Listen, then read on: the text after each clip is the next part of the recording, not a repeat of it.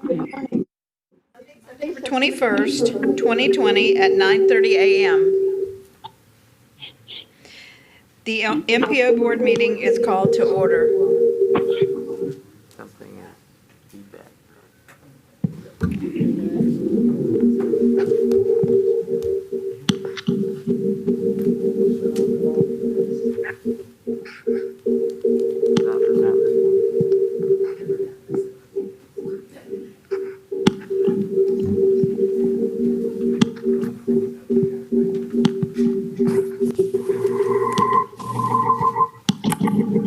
Speak for a second.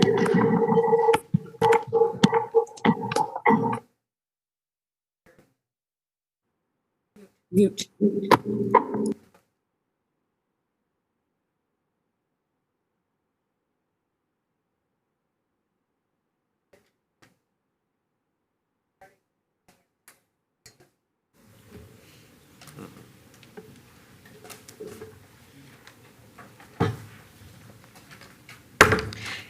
Good morning. It's Monday, September 21st, 2020 at 9:30 a.m.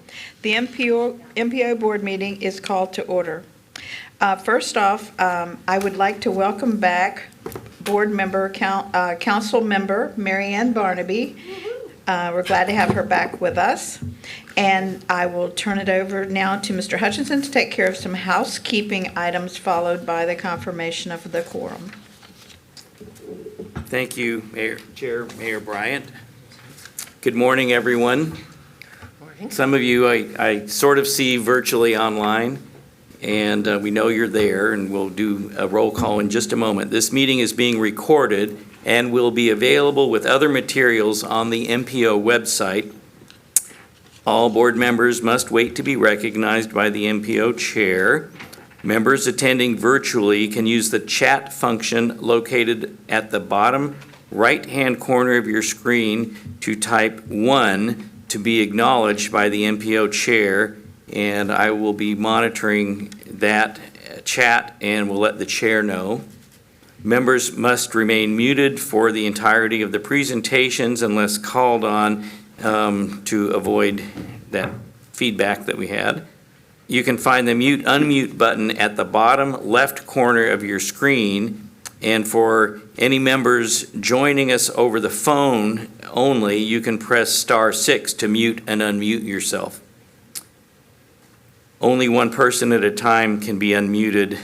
When it is your turn to speak, please wait a few seconds before speaking.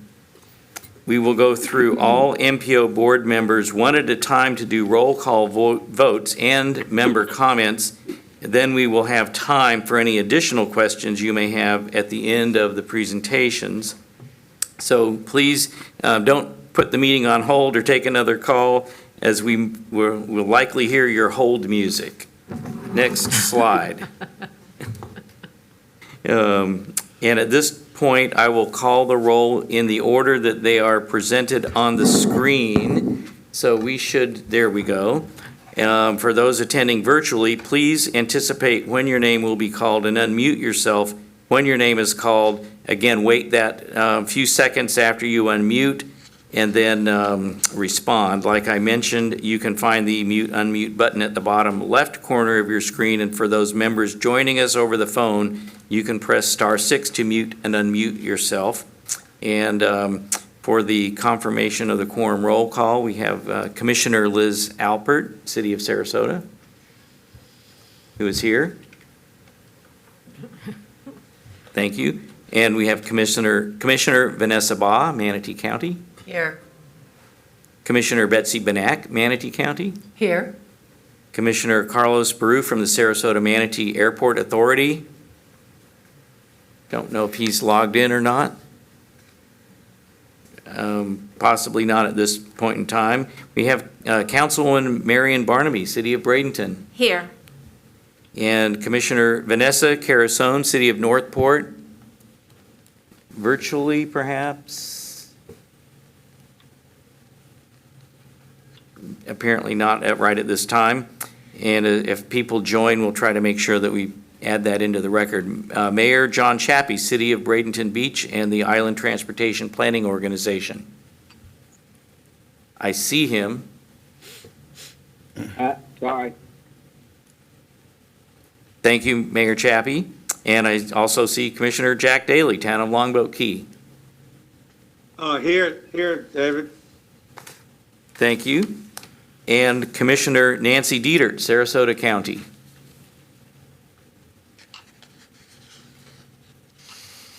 And Commissioner Alan Mayo, Sarasota County.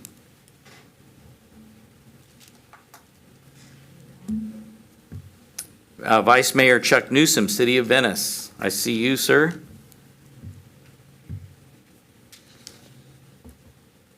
I didn't hear you, but I saw that you unmuted. Yeah, I'm here. Thank you. Present. Very good.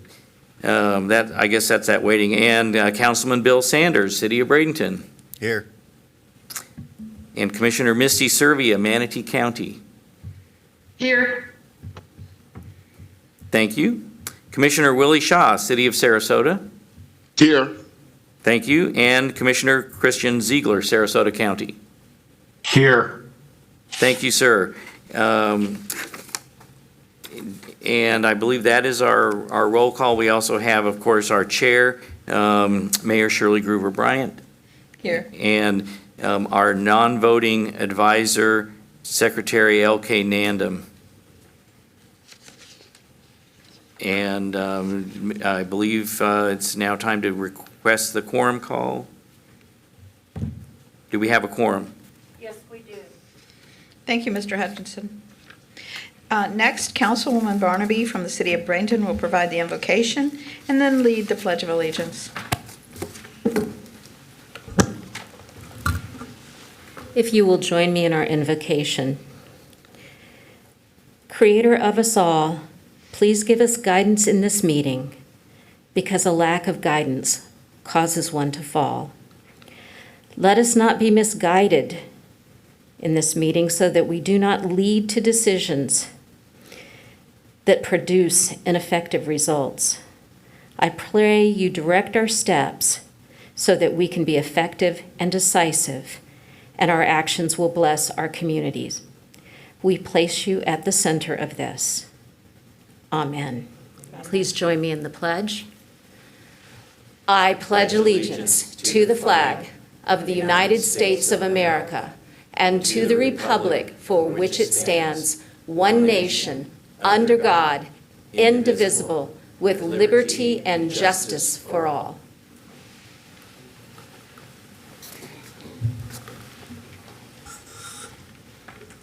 Thank you, Councilwoman Barnaby. We will now open the meeting for public comment, including comments on any agenda items. On your screen, you can see 4 ways for the public to provide input to the board. All comments received before, during, and after the meeting will be shared with the committee members and made a part of the public record. This meeting is being live cast as publicly noticed and will be available on METV and the MPO YouTube channel. Were there any comments received prior to the meeting? No, ma'am. Was there anyone that made a written request in advance of the meeting to speak at this time? No, there was not. Thank you. At this time, we'll go into item number 4, Public Transportation Task Force Chair, Mayor John Chappie. Thank you. Can you all hear me all right? Yes. Thank you very much. As you are aware, our Public Transportation Task Force meeting took place September 10th at 1 p.m. I want to thank the staff, MPO staff, for helping us get through it in these challenging times. I'll just try to quickly go through. MCAT did their quarterly report. They're enacting, of course, a MCAT comprehensive approach to COVID-19, mask, MCAT bus protection, BioShield that separates the each operator in their buses, bus cleaning, sanitizing, common touch areas. They are also sanitizing the terminal, major transfer point areas, fleet facilities daily, they've hosted and assisted with 2 sanitizer and mask giveaway events at MCAT. at the operation facilities, daily ionization of MCAT facilities and vehicles, MCAP, some of their capital projects. They've purchased some new buses for 2020, a downtown station refurbishing for 2020, MCAT ridership. Some of the stats they were giving, as you are probably aware of, in 2019, fixed route ridership increased 8.37%. But then, of course, we're going through 2020. Ridership decreased 19.4%. The 2020 paratransit ridership decreased 31.4%. MCAT services, service restoration, March and April 2020 service restoration and fee fares, free fee fares due to COVID-19 pandemic. Partial service restoration is occurring throughout the summer 2020. Full restoration of services. Kickoff was 8/29/20. Free fares will continue. Other MCAT accomplishments. Resumption of travel training services, travel training services with new clients. Refresh training of their operators. Continued rollout and testing of MCAT onboard digital information systems. Submittal of Route 99 service expansion proposed. Sarasota SCAT quarterly report, COVID-19, of course, as we're all living with the emergency. Implement a temporary fare free for all SCAT services. Institute a rear door boarding on fixed route, front door for ramp use. Suspend some fixed routes. Offered emergency demand response in certain areas. Bus cleaning multiple times during the day. SCAT is also has not redeployed to pre-COVID-19 service levels due to the ridership decline. Of course, Sarasota Key Breeze ridership decreased 35% over period last year, January and February. Decline SCAT also suspended the route in March due to the closure of the beaches, as we're all aware of. Remains lower than monthly in prior years since June 16th restart. Regular weekly routes, weekly comparisons. Ridership increased 1% over period year October and February. Decline in March due to COVID continues to lag, as everybody has been going through. Sarasota mobility network design. This Sarasota mobility optimization, proposed route changes, MOD zones, network changes. Key objectives is to restore route network for productivity, ineffective routes eliminated. Looking at establishing MOD zones, on-demand mobility strategies, mobility on-demand zones. The focus is on ridership, cost efficiency, focus on supporting work trips, tourism, activity centers, etc. The study implementation schedule, the technical analysis, we're doing that in June through September. Phase 1 would be public operations and stakeholders input July through August. They have a survey. They did release a survey. You might want to go online and look at it. It's interesting.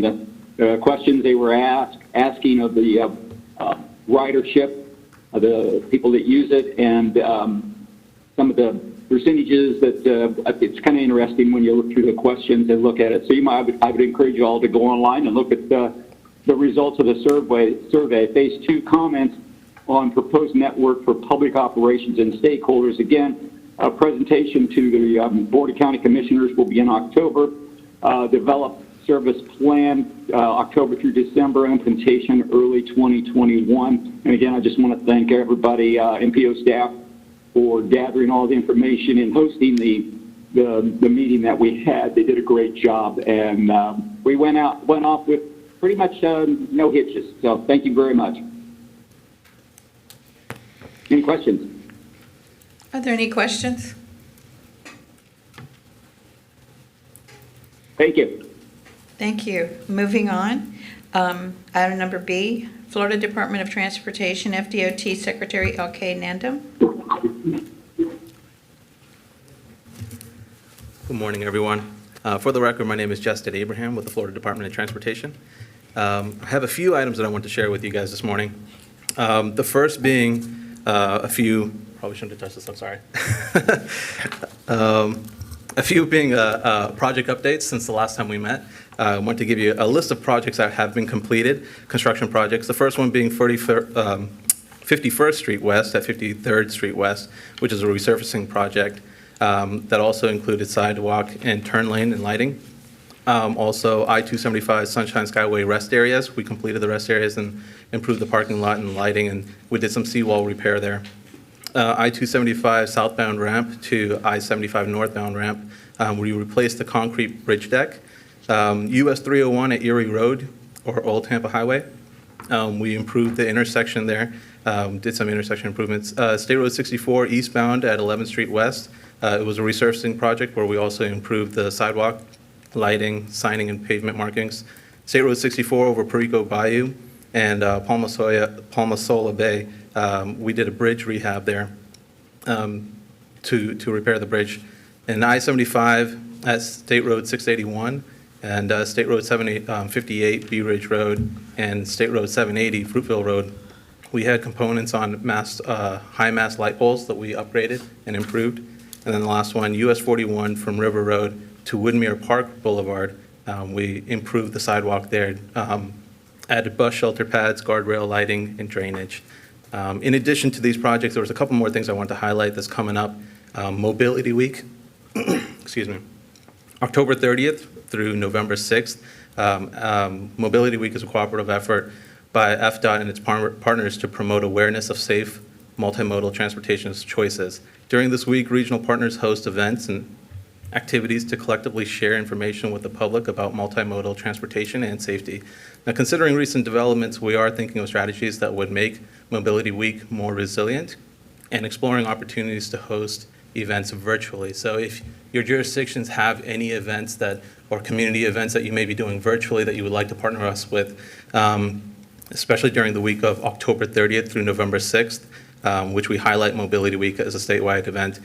You can find more events like it or locations of events or more information about it at www.mobilityweekfl.com. If you have any questions or comments, you can always email us at contact@mobilityweekfl.com.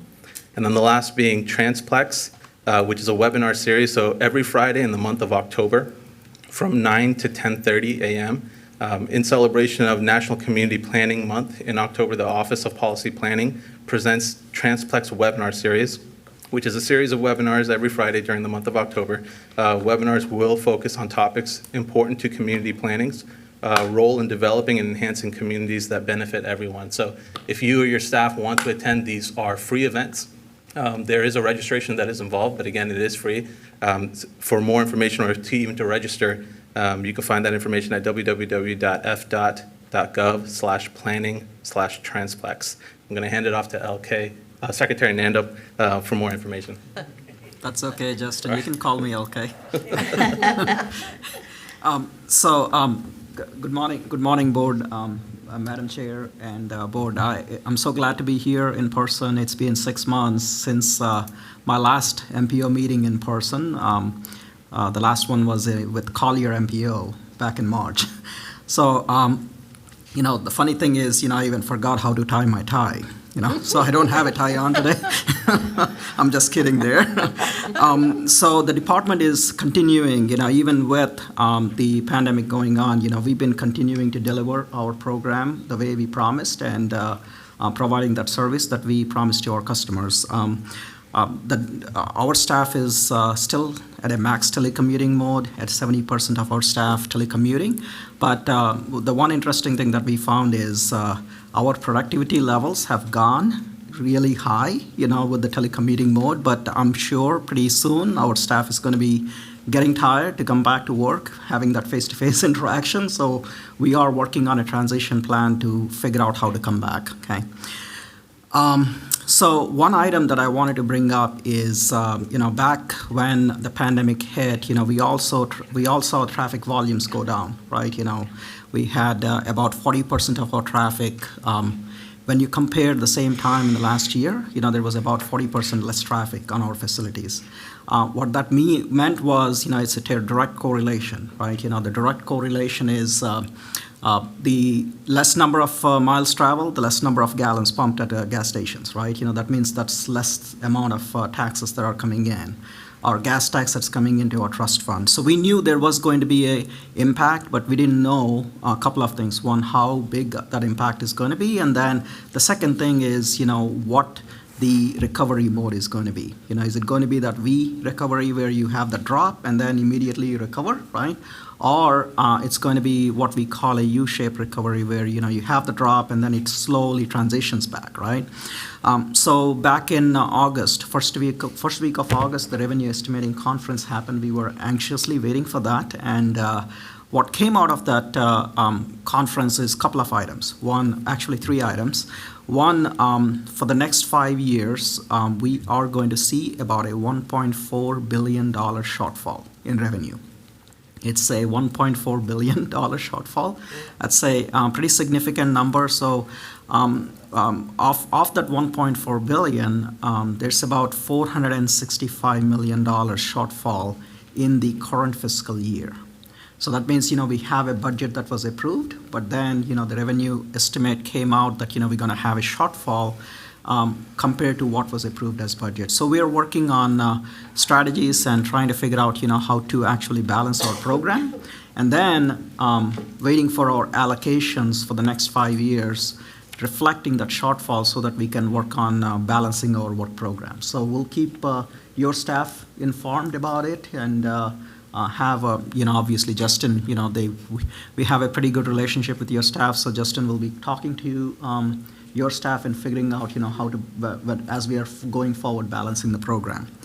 The other thing that came out of the revenue estimating conference is they don't anticipate the revenues to be back up to the levels we had last year until 2930. That's 2029 to 2030. That's, so we're looking at a 10-year time frame where we're going to look at, what those adjustments are going to be. We were working on our update to our strategic intermodal system cost feasible plan. We had to put that to a stop to wait for the revenue projection so that we can restart that and then figure out what our cost feasible plan is going to look like. So we'll inform you also in the next few months, as we work on that cost feasible plan update. So anyway, the other thing that I wanted to talk about was the MCORS program. We do have a deadline for delivering the task force report by November of this year, November 15th of this year. So we've been working diligently with our task force members in generating that report. The report mainly is going to provide the guiding principles and instructions that we need to follow as we go forward with our planning and PD&E studies, our project development studies for the corridor. So our goal is to finish the report in the next couple of meetings and submit it to the legislature, and then we start our typical planning and project development process, which is going to look at the options, including no build, but also financial feasibility of the various segments that are part of the corridors. Okay, so that's basically it for my update, Madam Chair. Questions? I believe Commissioner Ball. Yes. Okay, it's good to see you in person. It's been a long time. I was going to actually bring up the gas tax because Secretary Thibault had said something about this recently. And I hope truly that you're wrong on the 2930 timeline for it to get back to where it was. But that brings up a thought. We still have cars on the road, maybe not as many, but we still have cars on the road. Gas tax, as you know, for several years, I know our board in Manatee County had gone to DC several times asking that they look to change something on the gas tax, that it's just not reliable, especially when we're getting more and more electric cars and so forth. So perhaps this is the year or next year to try and do something about that. But I was going to ask you about it, so thank you for bringing that up. Yep. Thank you. Madam Chair, if I may, Obviously, Commissioner, we knew the challenge of the gas tax with the electric vehicles that you talked about, right? So there's conversations at the state level and the national level on what that model should be. But obviously, you got to have the support of the legislature and the max support of the legislature to, develop a plan, right? So we're going to advocate at the department to look for a different model, but it's the policyholders who has to make that decision. I agree with you that as it relates to the recovery, right? What we've been seeing is the amount of traffic that on our roadways are about 5 to 10% less. So hopefully that number is going to come back to normal soon. That way, the projections when they do, because they do the projections every 6 months, right? So as they continue monitoring the revenues, the gas tax revenues, hopefully the projections are going to change. But at this time, we got to react to with the information that we got, because we have a responsibility to balance to the revenue projections. Thank you, okay. Thank you. Commissioner Benac?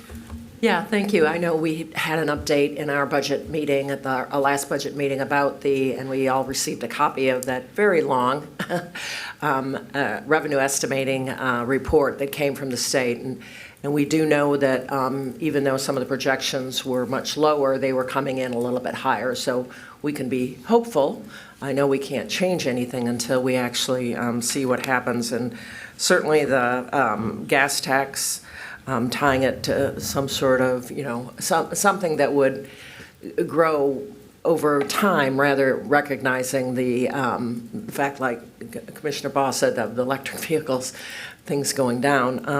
And that certainly has been on our federal legislative platform. I believe it's been on the MPO's legislative platform kind of off and on. I know it's tough. Nobody seems to have an appetite for it, but, it's reality. I still have to deal with a lot of traffic. I know we all do, and we have a lot of needs for roads. My question specifically is about a couple projects, US 301. As we look at the long-range transportation plan, it occurs to me that some of our major roadways, of course, are not on it because they're state roadways. Things like US 301, pretty much from University Parkway. Has joined the meeting. Pretty much from University Parkway all the way up to the Hillsborough County line. I've watched in Hillsborough County, South Hillsborough County, the expansion of US 301. And so what would be the time frame for an expansion of US 301? We have peak hour problems, I know, on the southern part, basically up to State Road 70, from University to State Road 70. And of course, then we have issues with all the growth in North Manatee County, similar to what's going on in southern Hillsborough. What is the plan for looking at the expansion and when that might be, in fact, funded by the state? So, Madam Chair, if I may. Please. So, Commissioner, the short answer is I don't have an answer at this time. However, one of the things that we've been focusing on at the district is that coordination with the MPO as they're working on their long-range transportation plan and cost-feasible plan, but also the local communities as you are looking at those developments, right, that are coming in, the planned developments that are coming in. So with that high level of engagement, one of the things that we're going to work on is once the MPO adopts the long-range transportation plan and cost-feasible plan, your cost-feasible plan, we're going to work with the MPO staff on what those priorities are going to be for the state highway corridors, which will definitely include the 301 segments that you mentioned, and then generate a timeline with the priorities so that we can focus on identifying those planning, project development, and design and construction phases, so that we not only look at a 5-year plan, but I look at a 10, 15-year plan so that, we can answer those questions a little bit more clear. Okay. And then the only other thing I wanted to ask, of course, because we are talking long-range transportation plan, and I figured while you're still here, hopefully I'll ask about bridges, as we know they aren't also reflected in our long-range plan, because we know that both the Anna Maria Island and the Cortez Bridge are funded through design, I believe, but there are no construction dollars. Any thoughts on when, how, what we should do, what we shouldn't do? One of the things that I advocated at a statewide level, at our executive board, is instead of being reactive with our bridge replacement, we have a good bridge maintenance program, and then we look at what that bridge replacement candidate should be for the new fifth year, right? As we are working on our work program development plan. So this past year, we expanded that to 10 years, okay, horizon, so that we all look at what those bridge replacement candidates should be and then plan for the next 10 years. So we submitted Anna Maria, Cortez, and DeSoto Bridge, and I think Longboat also, because we just started the PD&E as candidate projects for that list. So as I have more information on, as they get slotted into those next 5 years, I'll let the MPO know. But we are aggressively pursuing construction funds for those 4 candidate bridges. Okay. Thank you. And we know that the process is still moving along for the DeSoto Bridge. It was a very well laid out process, but it's going to take some time. But we just want to make sure some of us who've been working on that bridge for over our entire career as elected officials really, really, really would love to see something actually happen. Yeah, and we are on that focus, Commissioner, definitely. You're talking about like 10 years? Yeah. Yeah. With that, thank you very much. Commissioner Servia, you have a question? Yes, thank you very much. A comment, really. And Justin and the DOT, thank you very much for the presentation. And I understand the budget shortfalls are hitting us from everywhere. But as we maybe have to reprioritize things, I just want to emphasize the need for the improvements to the North Trail, US 41, from University northward in Manatee County. We have accidents there, I think, about weekly. We've had 2 buildings that have been hit and structurally damaged and have to be repaired before they can be occupied. So we have a big problem on that segment of US 41. I think it's also known as the North Trail. And I just want to make sure that that stays on track as things may get shuffled, because it's a really dangerous segment. Please. Madam Chair, if I may, Commissioner, we did hear your concerns that was sent to us through your staff, and the good news is we have a resurfacing project in that limits, which is slated for construction in a couple of years. So our safety office has looked at the segment and identified some safety improvements. So we'll take another look at it, particularly the couple of items that you mentioned, and see what changes we need to look at, and we'll circle back with you. Okay, thank you. I appreciate it. Thank you. Was there anyone else that had any questions or comments? Do you have any online? Okay, thank you. Moving on. Item C, MPO Executive Director, Mr. Hutchinson. Thank you, Chair Bryan. First, I wanted to recognize that Commissioner Pete Emmerich has joined us from Northport, and Commissioner Nancy Dietert. Good morning. Nice to see you virtually. We also wanted to make sure we thank Manatee County for the use of this facility where we can spread out. Tentatively, we'll be here again in October, and we really appreciate the support of the staff here and the county. I believe the county isn't going to charge us or something like that, so we greatly appreciate that. And we did look for another location to the south, but they're not even open for access right now, so that's why we're staying in the same place more than once. And I would thank Secretary Nandam for the update, and we are definitely closely following the revenue estimating conference as well, and are hopeful that the next one will be a little bit better than the last one.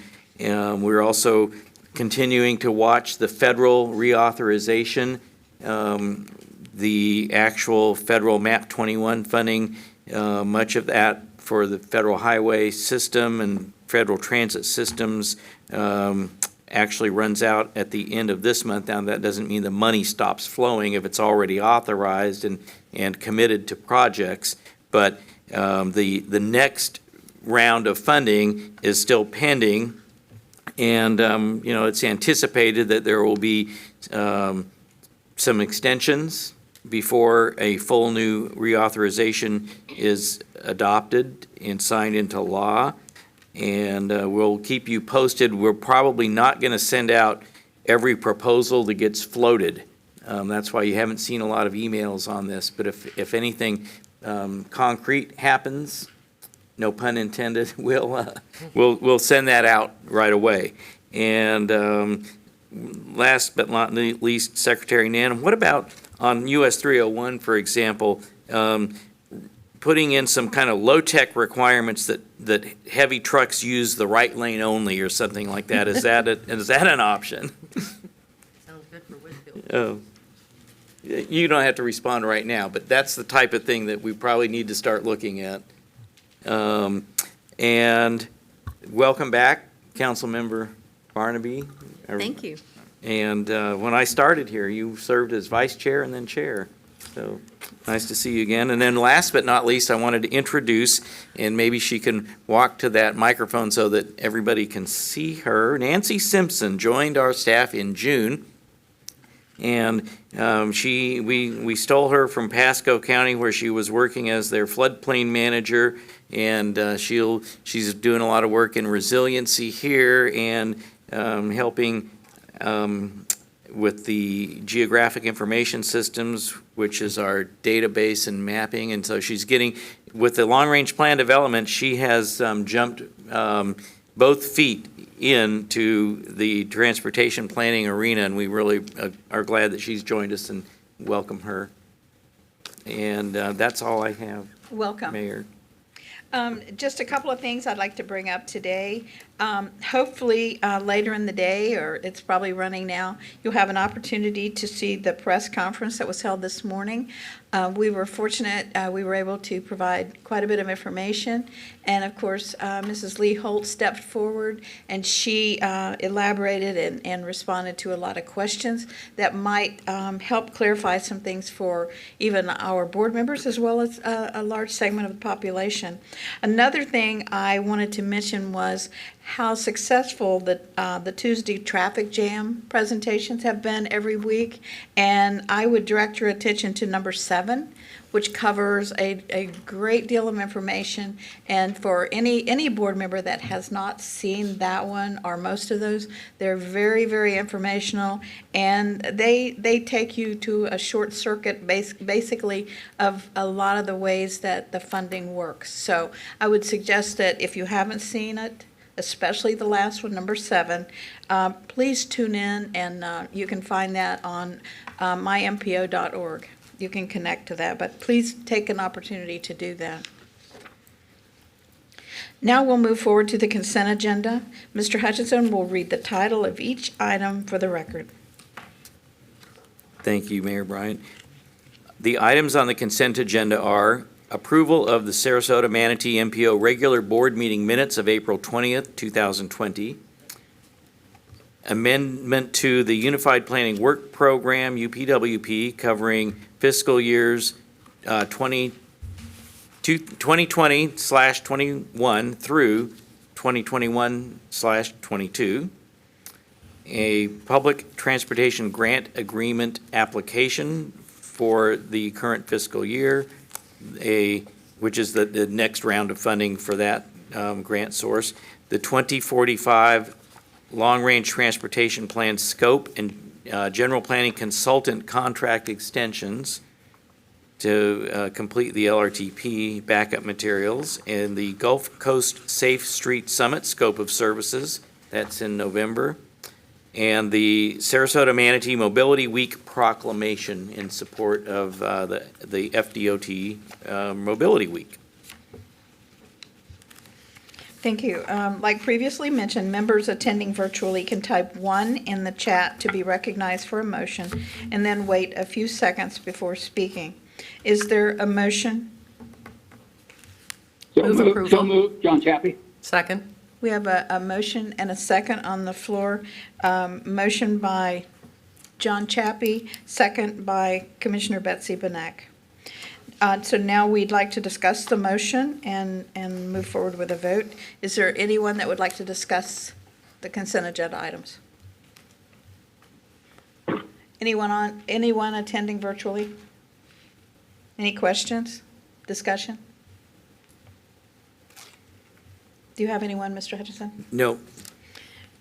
I will read the consent agenda roll call then. Okay, please move forward. Commissioner Liz Alpert, City of Sarasota. Yes. Commissioner Vanessa Baugh, Manatee County. Yes. Commissioner Benac. Yes. Commissioner Baroof. Councilwoman Barnebey. Yes. And Commissioner Carasone, I don't think has joined us. And Mayor Chappie. Yeah. You're on mute, Mayor Chappie. Yes. Thank you. Commissioner Yes. Daley. Yes.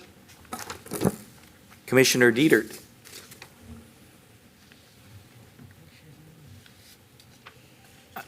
I think you're still on mute. Yes. Thank you. Commissioner Emmerich. Yes. Commissioner Mayo. Vice Mayor Newsom. Yes. Councilman Sanders. Yes. And Commissioner Serbia. Yes. And Commissioner Shaw, nice to see you visually. Thank you. Thank you, Chair. Yes. And Commissioner Ziegler. Yes. Thank you. Chair votes aye. Motion carries unanimously to approve the consent agenda. Next slide. Action items. Transportation improvement. Item number 1, authorization of roll forward projects. I'm sorry. Good morning again. For the record, Justin Abraham with the Florida Department of Transportation.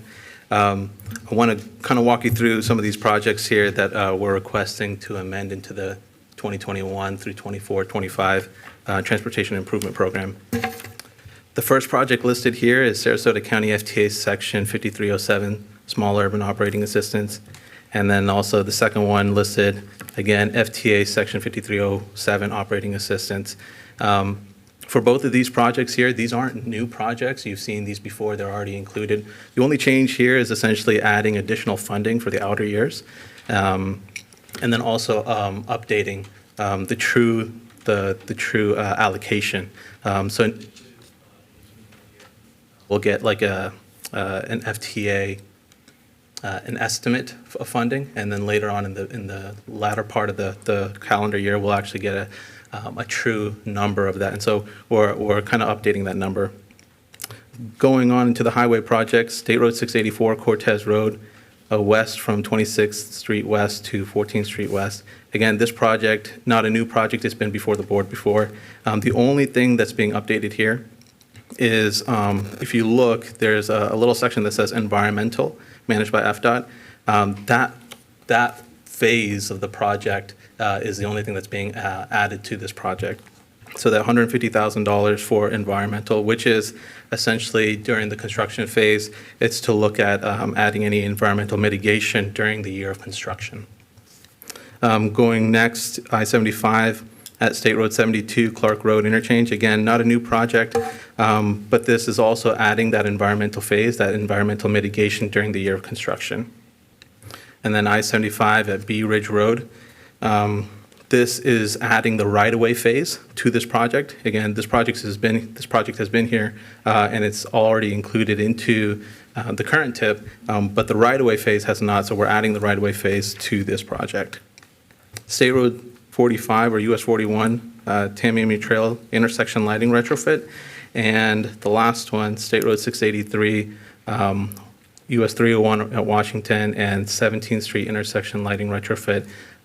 It's a statewide agency. We've looked and identified numerous intersections that we should improve safety lighting for pedestrian crossings. And so these two projects are some of those projects that have been identified to target that. So these are safety projects specifically to upgrade the lighting within those areas. So we are formally requesting the MPO board to amend the 2020 and 2021 through 2024 and 2025 Transportation Improvement Program to include these projects as presented. Again, just, go ahead. Go ahead. Sorry, no. Go ahead. Oh, okay, yes. So for the second item as well, the roll forward. So this is something that we do once a year, and it's typically the first meeting after July 1st. And the reason being is this is essentially a giant paperwork item or a reconciliation of documents. So because the state ends their fiscal year on June 30th and begins a new one July 1st, and the federal fiscal year begins October 1st. There's a 3-month discrepancy there, or 3 months difference. So what we want to do is any project that hasn't been closed out within our state fiscal year, we want to carry it forward into the new year or into the new TIP. So that's essentially what these are doing. To give it a little bit more of an example, the first project that's listed there, State Road 64 at Rye Road. Now, we know this is an intersection improvement program or a project. We also know that this is under construction, but it hasn't completed yet. And because we haven't paid the final invoice yet, we want to make sure that we will be reimbursed by the federal government. So we want to carry over that project into the new document or the new TIP so that it's recognized and that we can get reimbursed. But more importantly, we want to have that transparency for the public to see that this project wasn't forgotten. We're still doing work on it. There's a little bit more to do. And it could be a construction phase, it could be a planning phase. But either way, that phase has not been completed, so we're carrying it forward into the new year. So the recommendation to the board would be to adopt these roll forward amendments to the new TIP.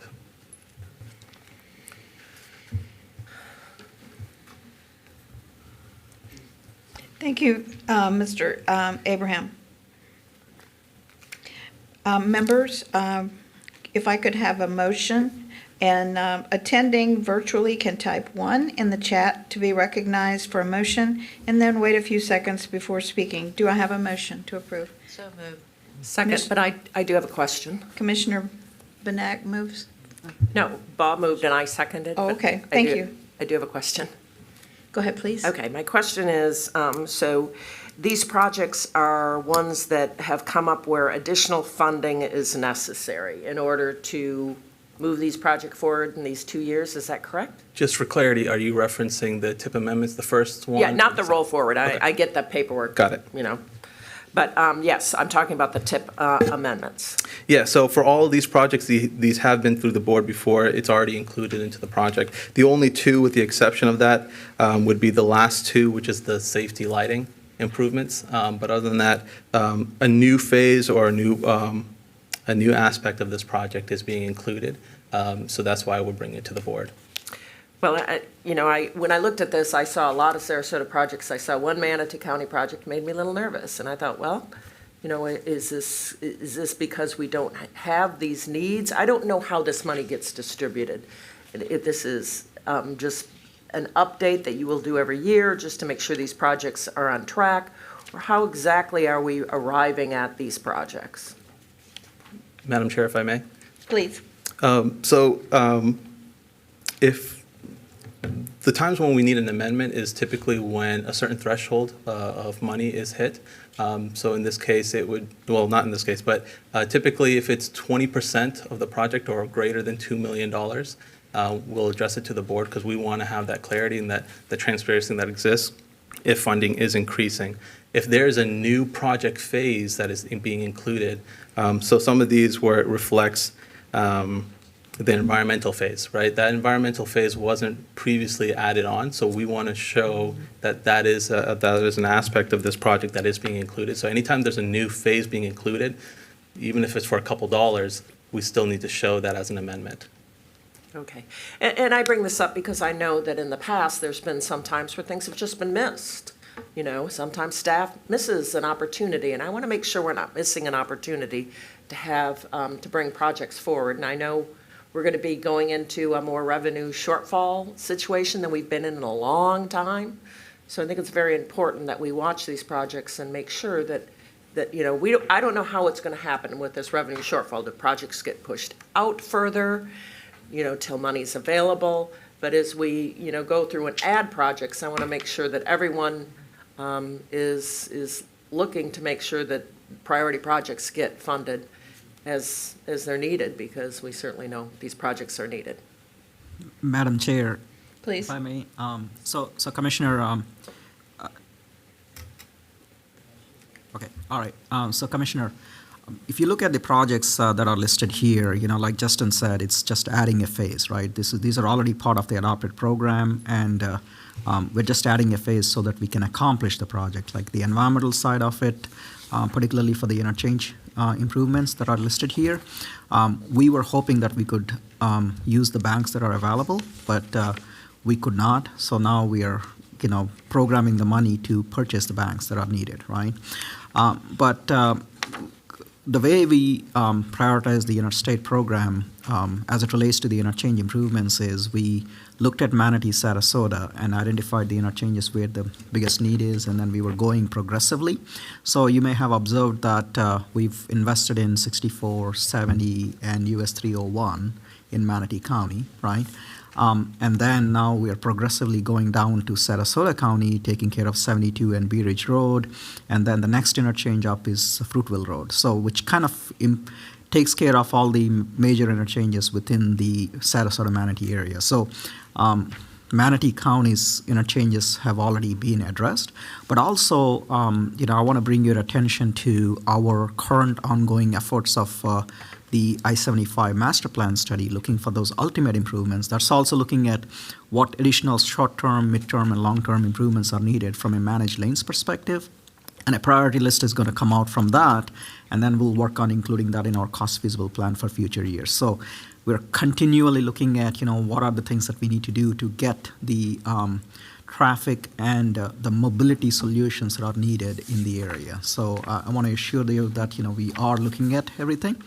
The other thing that I want to mention is, the safety improvements that are listed here. It was a statewide program.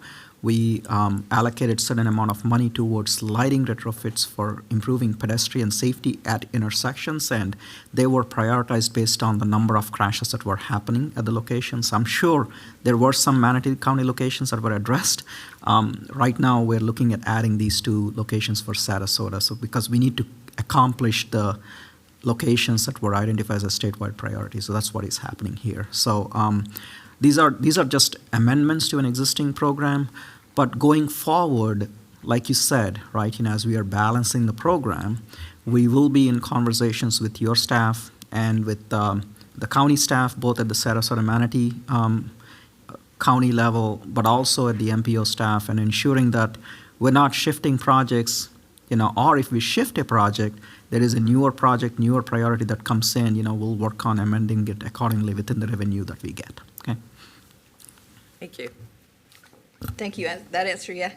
Yes. Thank you. Thank you, Mr. Nandam. Thank you, Justin. Was there any other discussion, any other of the members of the board that had any discussion or questions, concerns? Are you seeing any? No. With that, Mr. Hutchinson, would you do the roll call? Yes, Commissioner Alpert, Yes. Commissioner Baugh, Yes.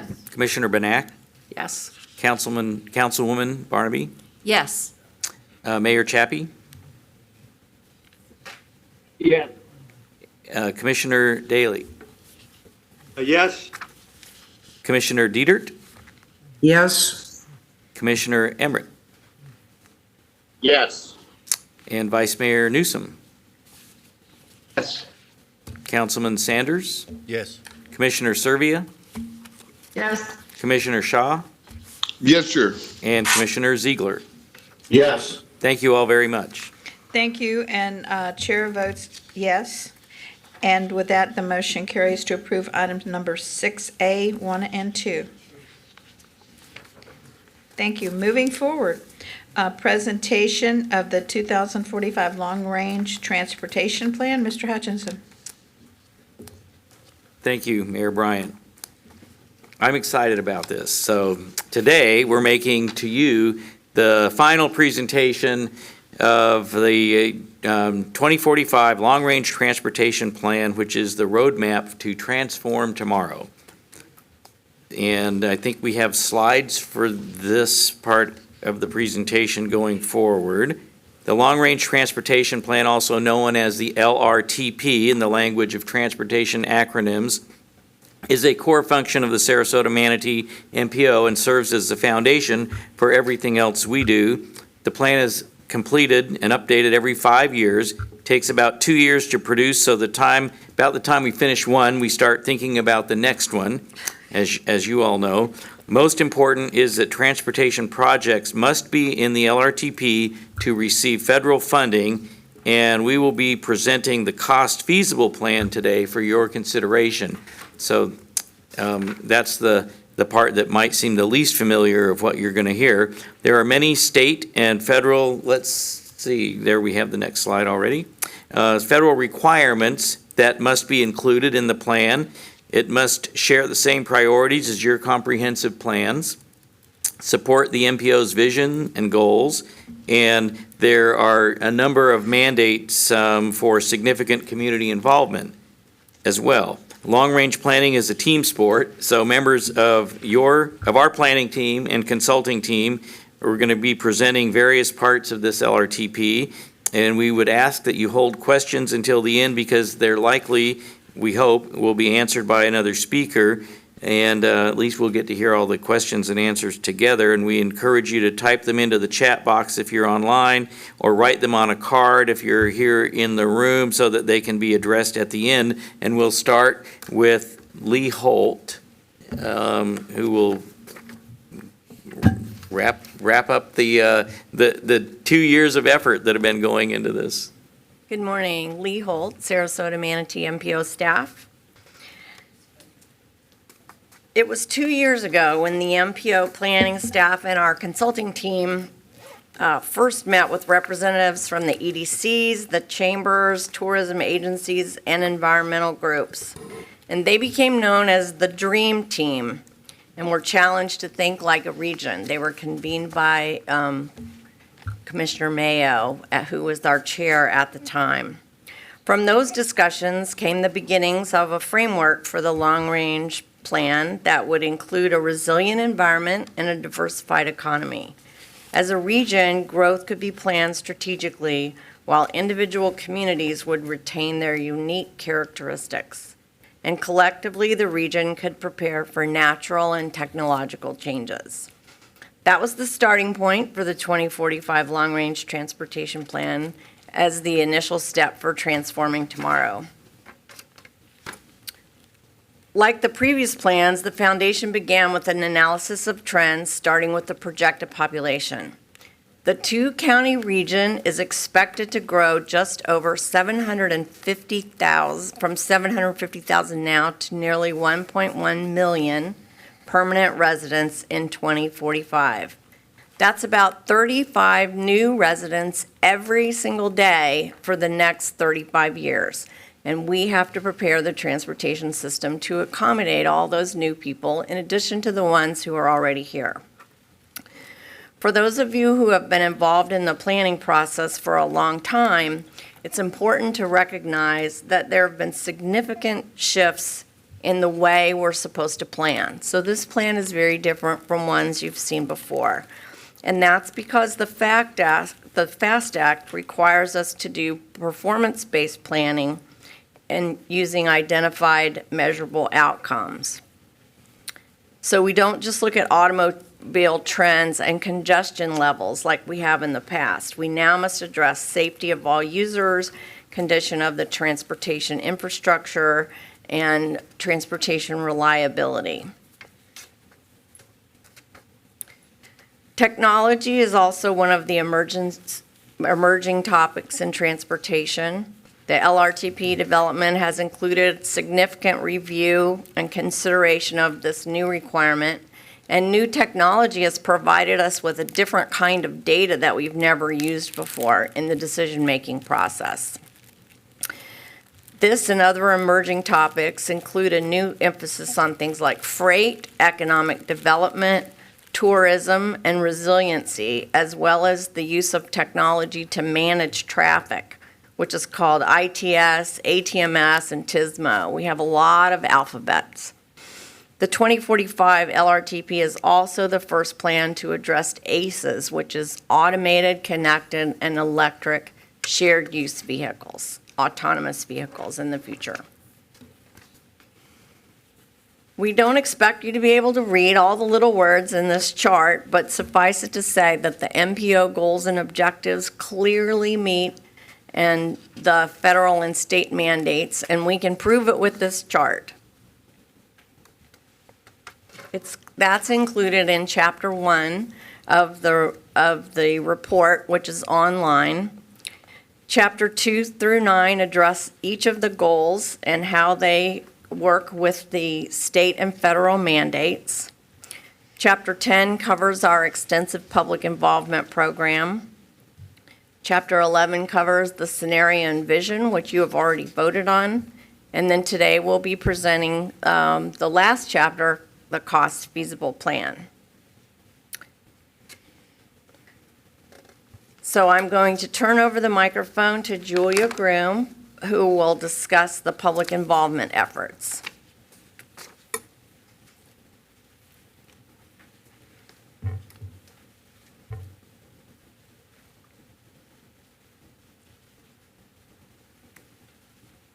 Thank you, Lee. Hi, so my name is Julia Groom, and I'm representing an organization known as Dream Large. At Dream Large, our whole focus is to get behind the ideas and initiatives that we think can make a real impact, such as the MPO and the Long Range Transportation Plan. Here we saw an opportunity to help drive a recognizable vision around the future of Sarasota and Manatee County and work to support and enhance the really great work that MPO was engaged in. So our role in the process was focused primarily on public engagement and involvement. And we find that something often overlooked is use of creativity and design as a tool for doing good in the community. And so that's why we started our work with MPO by creating a unifying brand, including colors, logos, and more. And then we focused primarily on communications. So communicating the MPO's work and the progress with the greater community, soliciting feedback and survey responses, engaging with the public, and activating the community that we live in. So many tactics were used to engage with the public. The transforums were events designed to step through the planning process, to review the research and requirements, and then to build a community consensus around the concepts and ideas that were discussed at those transforums. Each transforum was themed, and we found a lot of really broad representation from the community, and many people participated in much more than one transforum. Another big piece of the public involvement plan was survey outreach. So we needed to ensure that the decisions made in the transforum and elsewhere were factually supported by public input in a way that's representative of the real population that we have here, which is why survey outreach was so incredibly important. We did a lot to ensure that the data was statistically valid and that it reached all demographic groups in every geographic area in the Sarasota and Manatee County. One tactic we used that I will talk about more in a few slides was social media to promote the surveys and to directly engage with the community and answer any questions or concerns that they had. And we also did a lot of work with the MPO to ensure that we were capturing the opinions of those that are largely underrepresented in these projects, so focusing on minorities and also focusing on young professionals, generally under the age of 45, who work here, who are raising a family here, and who largely will be the people living in the future that's being created right now.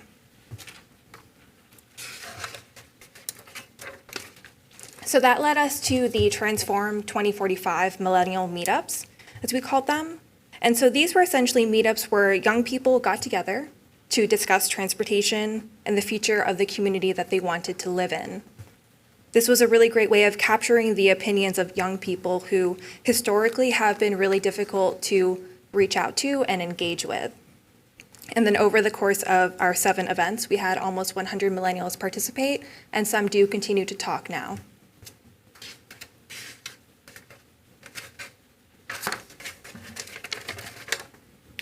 So to achieve the results that we've been discussing in the past few slides, we used a variety of outreach tactics, from engaging with the media to planning and executing social media and ad campaigns. So at the end of the day, it's much easier to get input from those over the age of 65, but our focus was to gather opinions in a way that represents the average citizen. And that's where social media comes in. So we engage in a lot, including demographic and location targeting, to ensure that everyone has an opportunity to share their opinion, with a special emphasis on underrepresented groups. We also found that it was really important to publicize what the MPO was doing, to encourage public feedback and to encourage transparency in the process.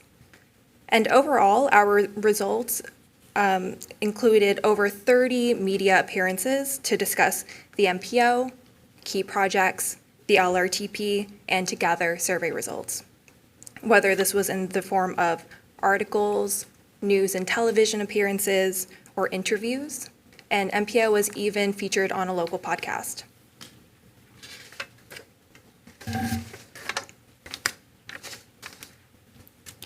And then when COVID limited our ability to meet in person, the MPO team had to identify new ways to engage with the public, in alignment with guidance from the Federal Highway Administration, who simply encouraged continued outreach with good documentation.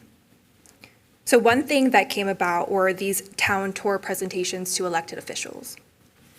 They served two primary purposes. One, to gather input from all elected officials, not just those of you that are on the MPO board. And two, the presentations were live streamed to new audiences who are active in local government but may not have been involved in the MPO beforehand. And then finally, to provide the community with a more in-depth view of the full plan, the Tuesday Traffic Jam podcasts were developed.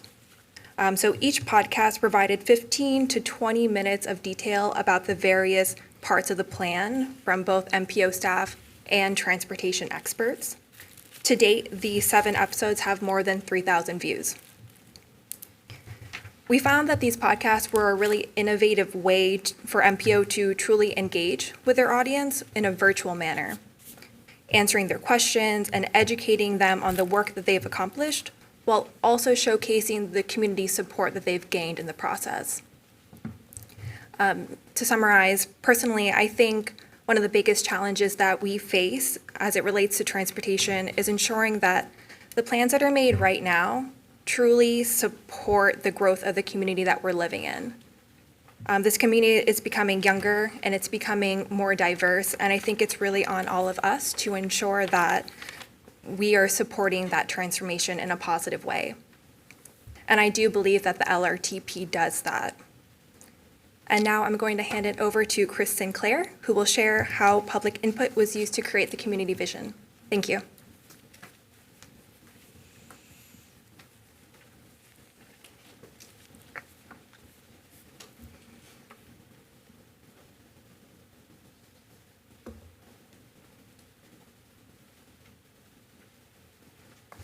Good morning. What an odd setup here, but I'll persevere. I feel like I'm in a cage.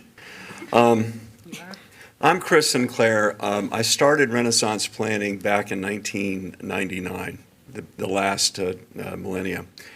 And one of the first projects we worked on was a scenario planning project in Charlottesville, Virginia, which was recognized by the Federal Highway Administration.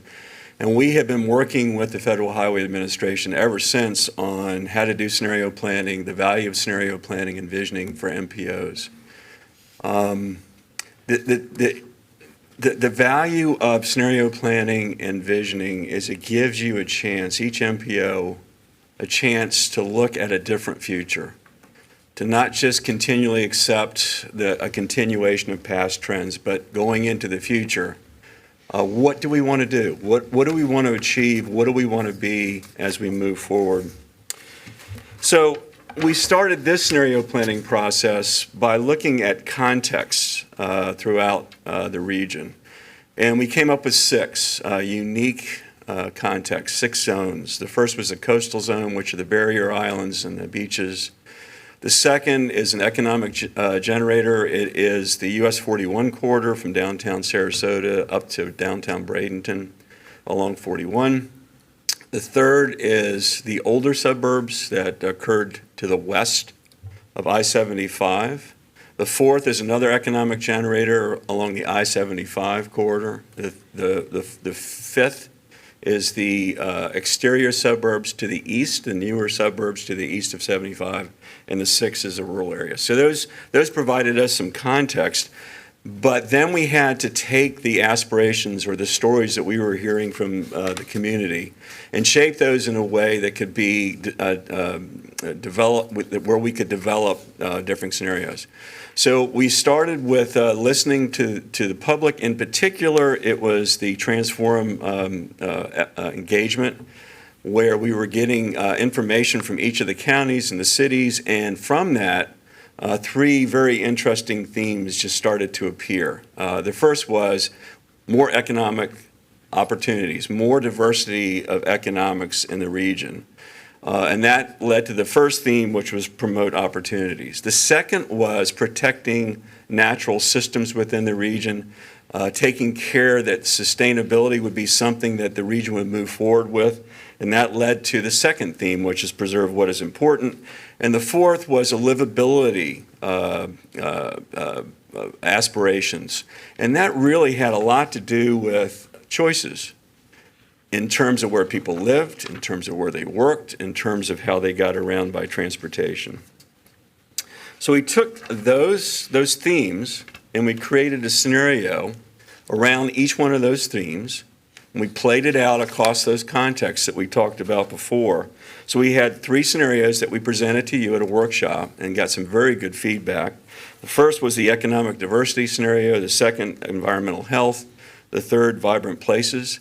All three scenarios scored extremely well in comparison with the trend scenario. So we had affirmation that those themes resonated with people and how they played out resonated with people. That led to the vision statement and the principles that are in the vision statement, which is promote economic diversity, preserve environmental health, and create vibrant places. And one of the things I'd like to say about that vision statement that you all adopted is that is your to-do list moving forward in terms of getting to the vision that you came up with. And then the last thing I will say is that the vision map that we created, it articulates, if you can go to the next slide, it articulates all of those aspirations that were in the scenarios and are in the vision statement. So you've got a very bold future, vision for the future. There's a lot of clarity behind that vision for your third future. It is all organized around those themes that we talked about earlier. So those themes have sort of pervaded all the way through the process. Before I hand it over to Franco to talk about the cost feasible plan, I'd like to say a couple things. First of all, it was a pleasure working with the board, with staff, and with the public through these engagements and these conversations. And I want to say in particular, it was a pleasure working with Lee Holt once again, because Lee's always a breath of fresh air. So with that, Franco's going to come up and give you some real framing of how the cost feasible plan aligns with the vision. Thank you.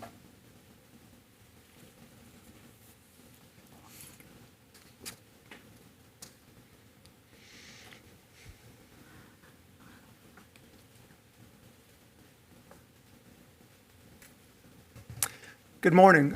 My name is Franco Saracino. I'm with Kittleson and Associates. And my role on the cost feasible plan, on the LRTP was to help develop the cost feasible plan, which of course is one of the core federal requirements associated with long-range transportation plans. We need to demonstrate the financial feasibility of the projects included in the plan. So we began the process by reviewing the projects in the 2040 LRTP, as well as the FDOT's 5-year work program.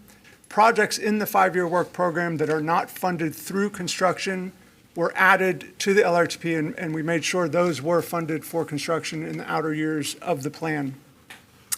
We also reviewed the project priorities adopted by this board earlier this year, and the MPO studies and plans, including the congestion management plan, the active transportation plan, Central Manatee Network Alternatives Analysis, and of course, the Barrier Island Traffic Study. We also considered the community input, all of the public input that we've gathered over the last 2 years that helped shape the vision, goals, and objectives that Chris was talking about. And finally, we did a final town tour where we reached out and talked to your technical staffs and some elected officials to make sure we weren't leaving out any local priorities. So the MPO continuously plans and prioritizes the most important transportation projects in this region, but the plan doesn't include everything. For some categories of projects, FDOT takes the lead and funds those projects out of different pots of money than we have available to us. Some of those categories include aviation, rail, seaports, and major facilities like I-75 that are part of the Strategic Intermodal System, or SIS for short, that FDOT develops a separate statewide cost-feasible plan for. But in addition to the cost-feasible projects included in FDOT's SIS program, we also included as priority needs some interchange improvements and a couple of new interchanges in this LRTP. So in terms of airport and seaport projects like runway improvements or dredging, those are the types of projects that we don't include that FDOT takes the lead on with their modal partners. But we do include infrastructure improvements that improve access to the Sarasota Bradenton Airport and Port Manatee. Again, we also included as priority needs the modification or reconstruction of the interchange at State Road 681 and 2 new interchanges, one in Manatee County at the Commerce Connector serving the port, and one in Northport in the Raintree area of Northport. Bridges, this is another category, as was discussed earlier, that FDOT takes the lead on, but we're working closely with the department to promote, for where bridges are scheduled for replacement, we promote the addition of wide shoulders to accommodate buses and emergency vehicles per the direction of this board. There are 6 bridges, I believe, on this list that are funded in the 5-year work program for some pre-construction phase, whether it's planning or design. And we're also promoting the use or the addition of bicycle and pedestrian facilities on some of these bridges wherever possible. Okay. Thank you. Now to the money part, the fund money part. When we combine state and federal and local dollars that we considered for the cost feasible plan, we have about $2 billion to work with for the life of the plan. About 2/3 of that is state and federal money. The other third is local money, which includes transportation impact fees and sales surtax dollars, for a total of $2 billion to fund the cost feasible plan. Now, how it relates to the vision. US 41 was designated a multimodal corridor in the 2035 LRTP and again in the 2040 LRTP. And I believe earlier this year, this board voted to continue that investment strategy on that corridor. But the 2045 LRTP expands that program and includes the 7 other corridors listed on this slide, which include the major corridors connecting to the beaches, the most congested corridors in the county, and of course University Parkway, which serves the Sarasota Bradenton Airport and both counties. Local jurisdictions will be able to apply for funds for improvements in these corridors with $300 million set aside for that purpose.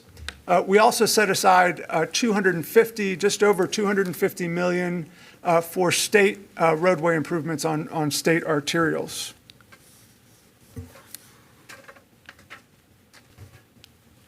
So the most flexible funding source, and it's part of the state and federal funding available to the MPO, is the Transportation Management Area, also known as SU funding.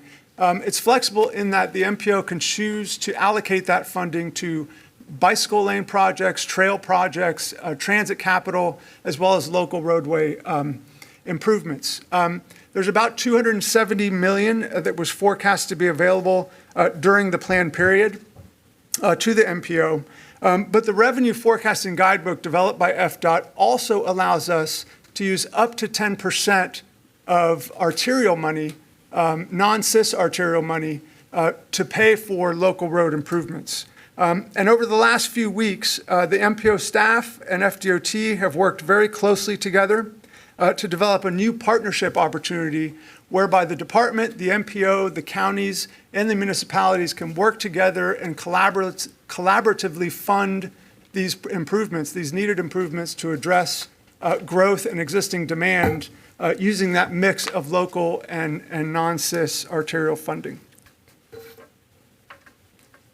The result of that coordination or that collaboration is more than 50 miles of roadway capacity projects, again, to support growth in the region, including key regional connectors.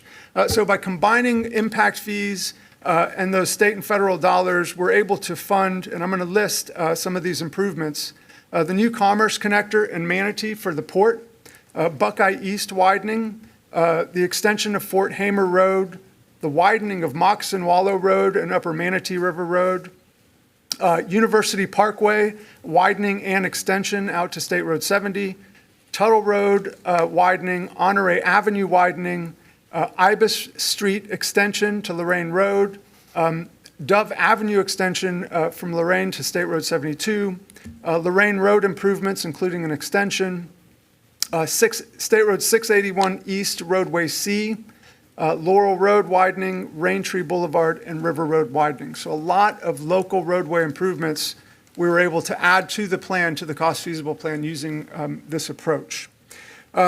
So one thing I'd like to say about this plan is I'm very proud and feel privileged to have helped the MPO develop this plan. I think it strikes an important balance between a very bold vision that Chris shared with you and local needs and status quo needs that address existing demand and growth as we expect it to occur. The vision doesn't happen overnight, so we need to work incrementally to get there. And I think this plan does a good job of doing that. So what I've presented so far is just the beginning. Ryan is now going to share specific projects that contribute to economic development in the plan.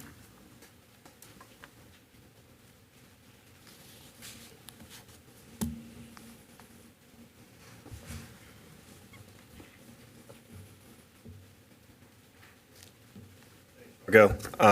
With that being said, Ryan Brown, MPO staff. To support our economy and diversity in the region, we have a series of gateway and redevelopment projects, which include roundabouts, significant intersection improvements, complete streets, and other new facilities that simply state welcome to our community. So you'll see a number of yellow dots on the screen here, and I'll go and run through quickly here and list some of these gateway projects. Starting in the north, there's a roundabout planned at Business 41 and 23rd, just before entering downtown Palmetto.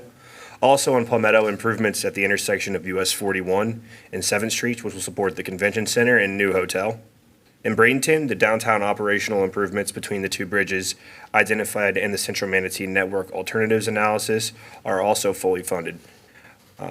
And that will also include the 20 blocks to the Bradenton Riverfront walking and biking corridor. On the Barry Islands, we focus on Manatee Avenue at Bay Isles and Gulf Drive and Holmes Beach with 2 new roundabouts and extended northbound turn lane at those intersections. Cortez Road and Gulf Drive and Bradenton Beach will be studied to improve traffic flow, and there are new roundabouts at the north and south ends of Longboat Key, which will help improve traffic flow. These will all say welcome to our beaches. Improvements at University Parkway and on US 41 around the universities will provide a new gateway for people arriving to either county through the airport. And in Sarasota, roundabouts at Myrtle and Martin Luther King will welcome people to Newtown, and the gateway to the new downtown Bay Development Project will be at the Boulevard of the Arts. On Venice Avenue East, we have a complete street project between downtown and US 41 bypass that will improve connections to the Legacy Trail in the Venetian Waterway Park. And lastly, in Northport, Raintree will be expanded and connected to Veterans Highway in Charlotte County, and a new interchange will provide a gateway to the southern end of the region.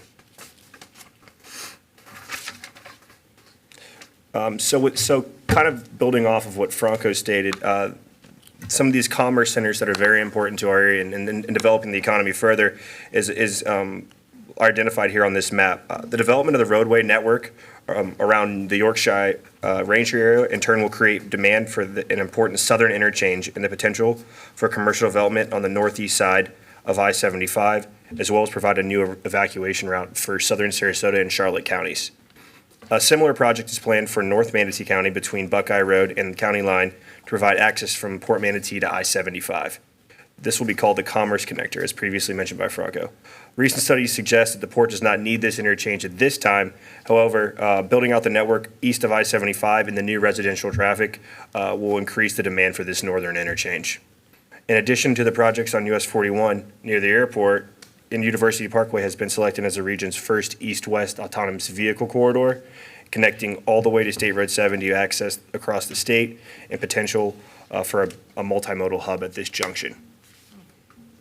To support our existing economic engine, tourism, 5 of the new multimodal corridors that serve our beach will be looked at, and these will include most of our seasonally congested roadways. We've included support for all 3 of our spring training facilities as well. In the Pittsburgh Pirates and the downtown Bradenton area, we look at ways to improving safety, walking, biking, and parking. This project also takes into account the Village of the Arts and connects to the DeSoto Square project. For the Baltimore Orioles and the city of Sarasota, there's a complete street project on 12th from US 301 to Ed Smith Stadium, and Tuttle Avenue will be widened from University all the way to MLK. And for our newest team down in Northport, the Atlanta Braves we will look at a segment of US 41 that includes the entrances on both sides of the stadium and improve access to consider development in the area that moves from the section into from a throughway to an urban center. And the widening of River Road to the south of US 41 is also fully funded. All 3 projects will include event management type strategies and using different types of technology, which I'll kind of cover briefly now. Technology has changed significantly in the last 5 years when this plan was originally adopted. That plan included ATMS, or Advanced Traffic Management Systems. Now we're using a new acronym, more best practices from around the state, TSMO, or Transportation System Management and Operation, which allows for a more comprehensive implementation of various technologies. FDOT has recently completed a TSMO master plan that identifies priorities for both state and local roads. In addition, the MPO has completed an update of the congestion management plan that pinpoints unreliable intersections and corridors throughout the region. The top state priorities and the 3 autonomous vehicle projects that are funded in the plan, and there is $75 million set aside for local jurisdiction applications at these targeted locations. In addition, we're setting aside $200,000 annually in matching funds to help local jurisdictions with staffing needs at the Regional Traffic Management Center. So I know that was a lot uncovered of the economic end. For me personally, I think it's really incredible the job that all 4 consultants did. It's kind of rare in the state that you have 4 consultants working on a project like this, and being able to combine these efforts into such I believe, a successful product, and staff and all cooperated very well. And I think this will be a turnout to be a great long-range plan that'll actually meet the needs and help identify the vision that was brought forward by the public and voted on by all of you. So thank you for your time today. Thank you. Mr. Hutchinson, do you have anything?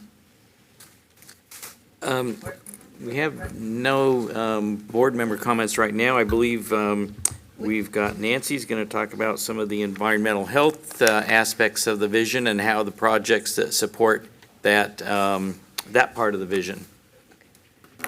And I didn't say earlier, she hails from Savannah, Georgia, by the way.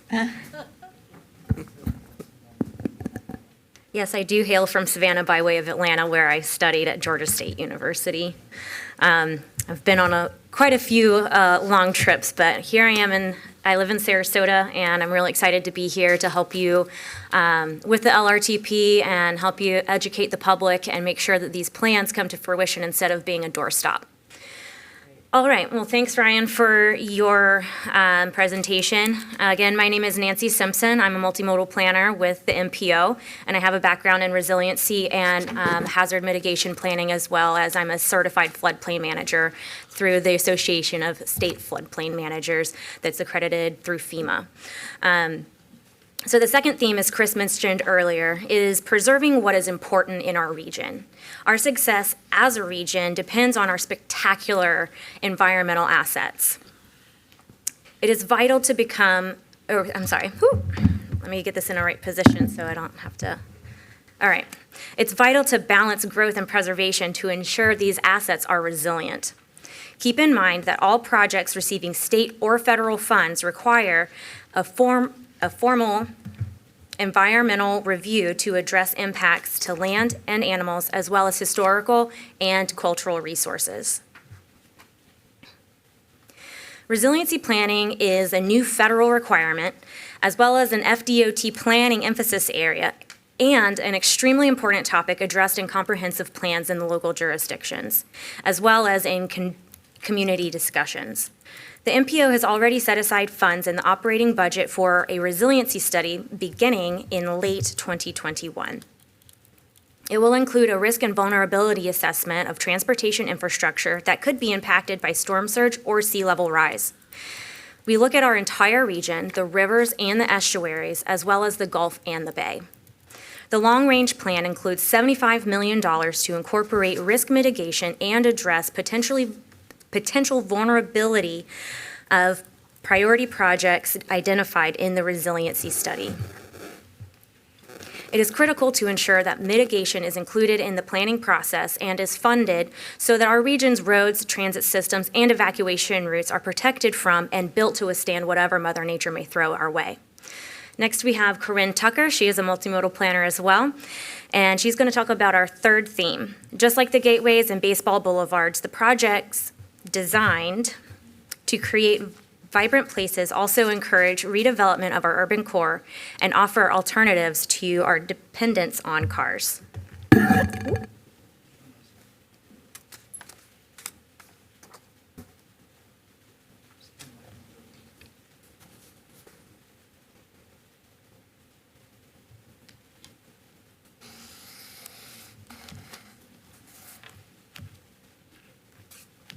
Good morning.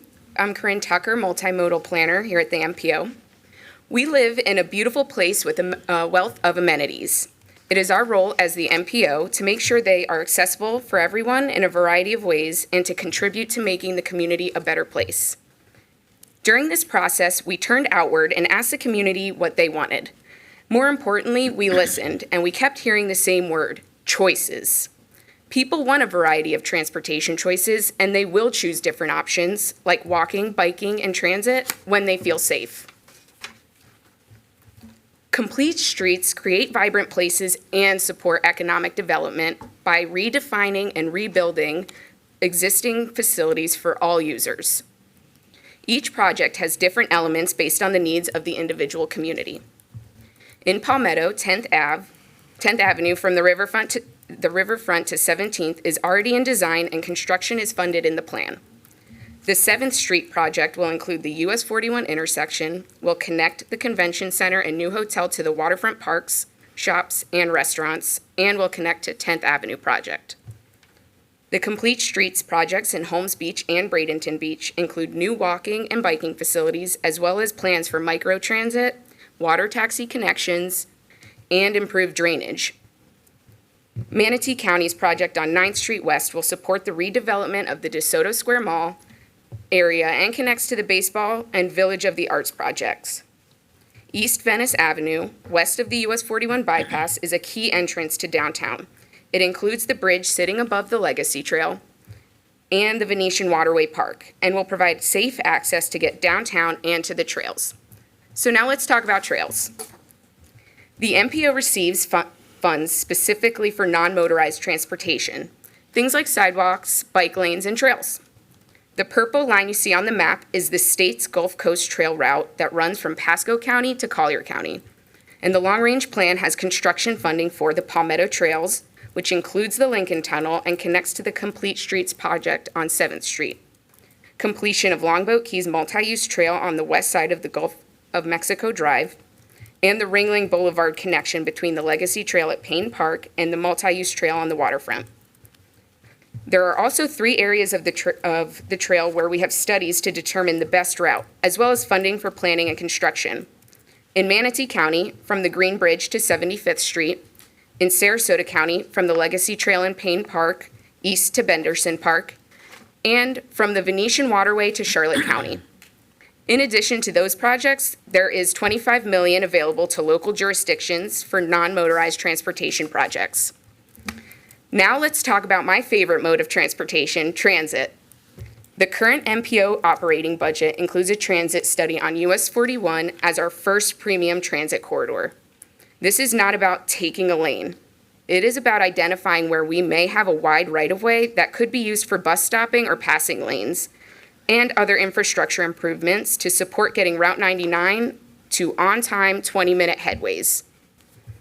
The MPO is allowed to use their allocated funding for transit capital projects if the local jurisdiction commits to operations and maintenance. While there are no specific projects in the long-range plan for transit, the Manatee and Sarasota area transit agencies will be able to apply for route support on the targeted multimodal corridors. And they will also be eligible for the technology funds that Ryan previously mentioned. The non-motorized fund pool is also available for things like sidewalks to make those connections for transit users. As noted earlier, US 41, I-75, and University will be our first autonomous vehicle corridors, and this may include transit as well. And last but certainly not least, we have $75 million for safety projects. The MPO safety report identifies 50 locations where deaths or serious injuries have occurred, and local jurisdictions may apply for project funding at these high crash locations. Ultimately, this plan transforms our region, providing plenty of safe transportation choices for all users. It lives up to the vision, creating vibrant places. And now, Alvy Marie, Principal Planner, is going to wrap up our presentation.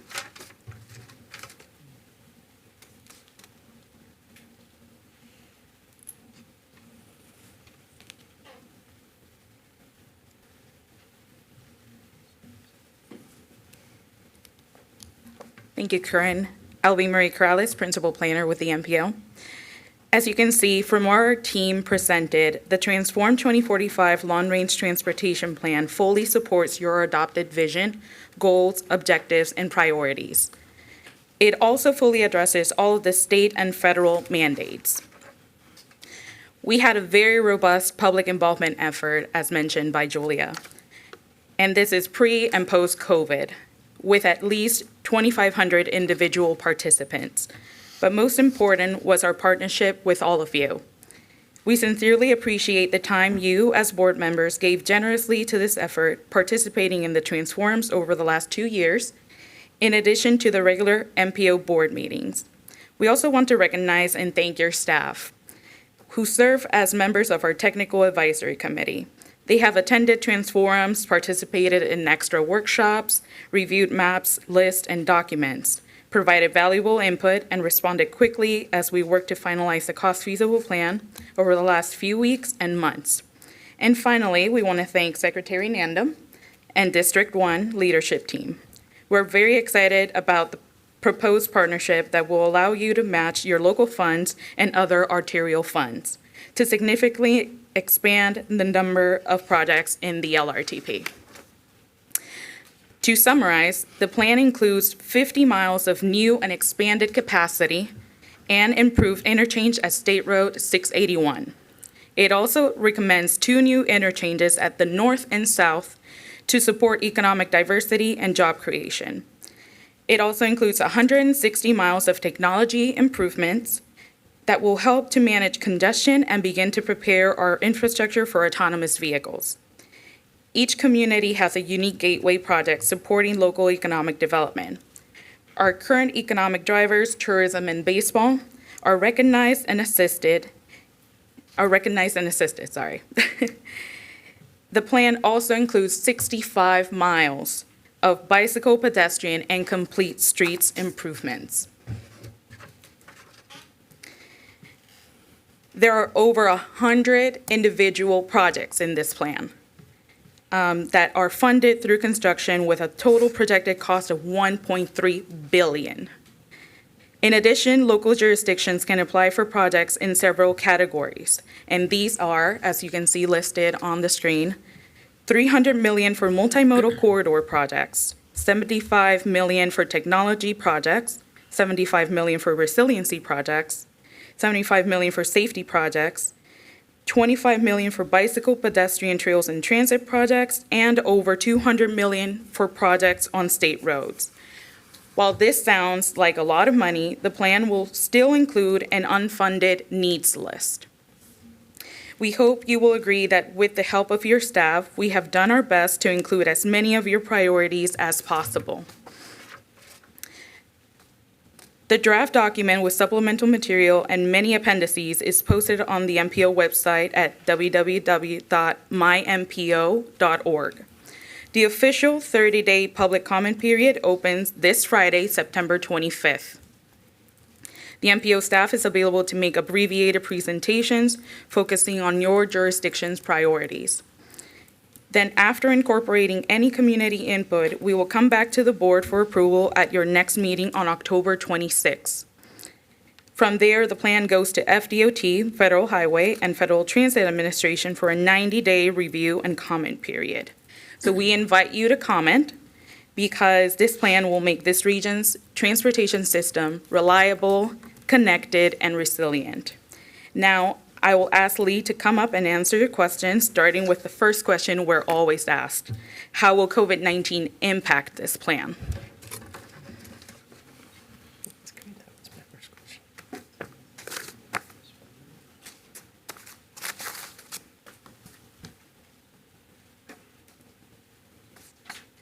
We thought we'd go ahead and answer the question about COVID-19 because we've been asked it every single time we've made a presentation. The revenue forecast that's used in the plan was done before COVID-19, and we have been instructed to use that revenue forecast for the plan. We do expect that we may have to amend the plan in about a year from now. Because the revenue forecast is already going down. The first revenue forecast done for the first 3 months of COVID shows revenues down between almost about 10%. We have written the plan with that in mind. Our goal is that if we have to amend, that the 100+ projects that are in the plan will stay, and that we will take our amendment by lowering the boxed funds and not remove any projects from the plan. That is our intent, and we planned for that. So we don't really know what the revenue forecast is going to be, but I do think that we had it in mind when we were writing the plan. COVID might impact transit in the future, and so I'm glad we're able to include transit as an applicant for the funds that we'll have available, because transit is going to change significantly. But I think we've done our best to think about COVID as we finish the plan. And I'll be happy to answer any other questions. Okay, I have some lined up. Commissioner Benac. Thank you. Good presentation. I think it's the first full presentation we've had. Certainly the first discussion of the cost feasible plan, so I have a lot of questions about that. A lot of information has been given out here. But first of all, the question about COVID, it was interesting. I was thinking when I was listening to the idea about the vision and the population projections, there's so much changing. We all thought, we're all going to move into tight urban areas and want to live in a much more walkable urban environment. And now they're saying, because of COVID, that people want to live with more land again. They want to move out. They don't want to live in tight urban areas because we know that, that's some of the places where COVID spreads. So has there been any discussion at all about that? I mean, and we're seeing our population projections going up there. I've seen interviews where people say, well, I don't want to live in Connecticut anymore. I'm moving to Florida, where there's more open space and, I don't have to stay inside so much. Has there been any kind of discussion at that level? We did have those discussions, and I think we tried to address it two ways. One is we really worked to support that new development, for that new residential development to the east of I-75 with the partnership that we've created, because you're right, the residential sales in suburban areas is what's hot right now. But there's also, you can't buy a bicycle right now anywhere. There's more people walking and biking than ever before. And so we tried to incorporate that as well, because this is a place where you can do that year round. So we tried to look at both sides of that. Yeah, I know that bike stuff firsthand. All right, I do have specific questions about projects that are listed in the cost feasible plan. And to my knowledge, we've not discussed them either as a board, MPO, or as a county board. So but hey, I might have missed a meeting or forgot something.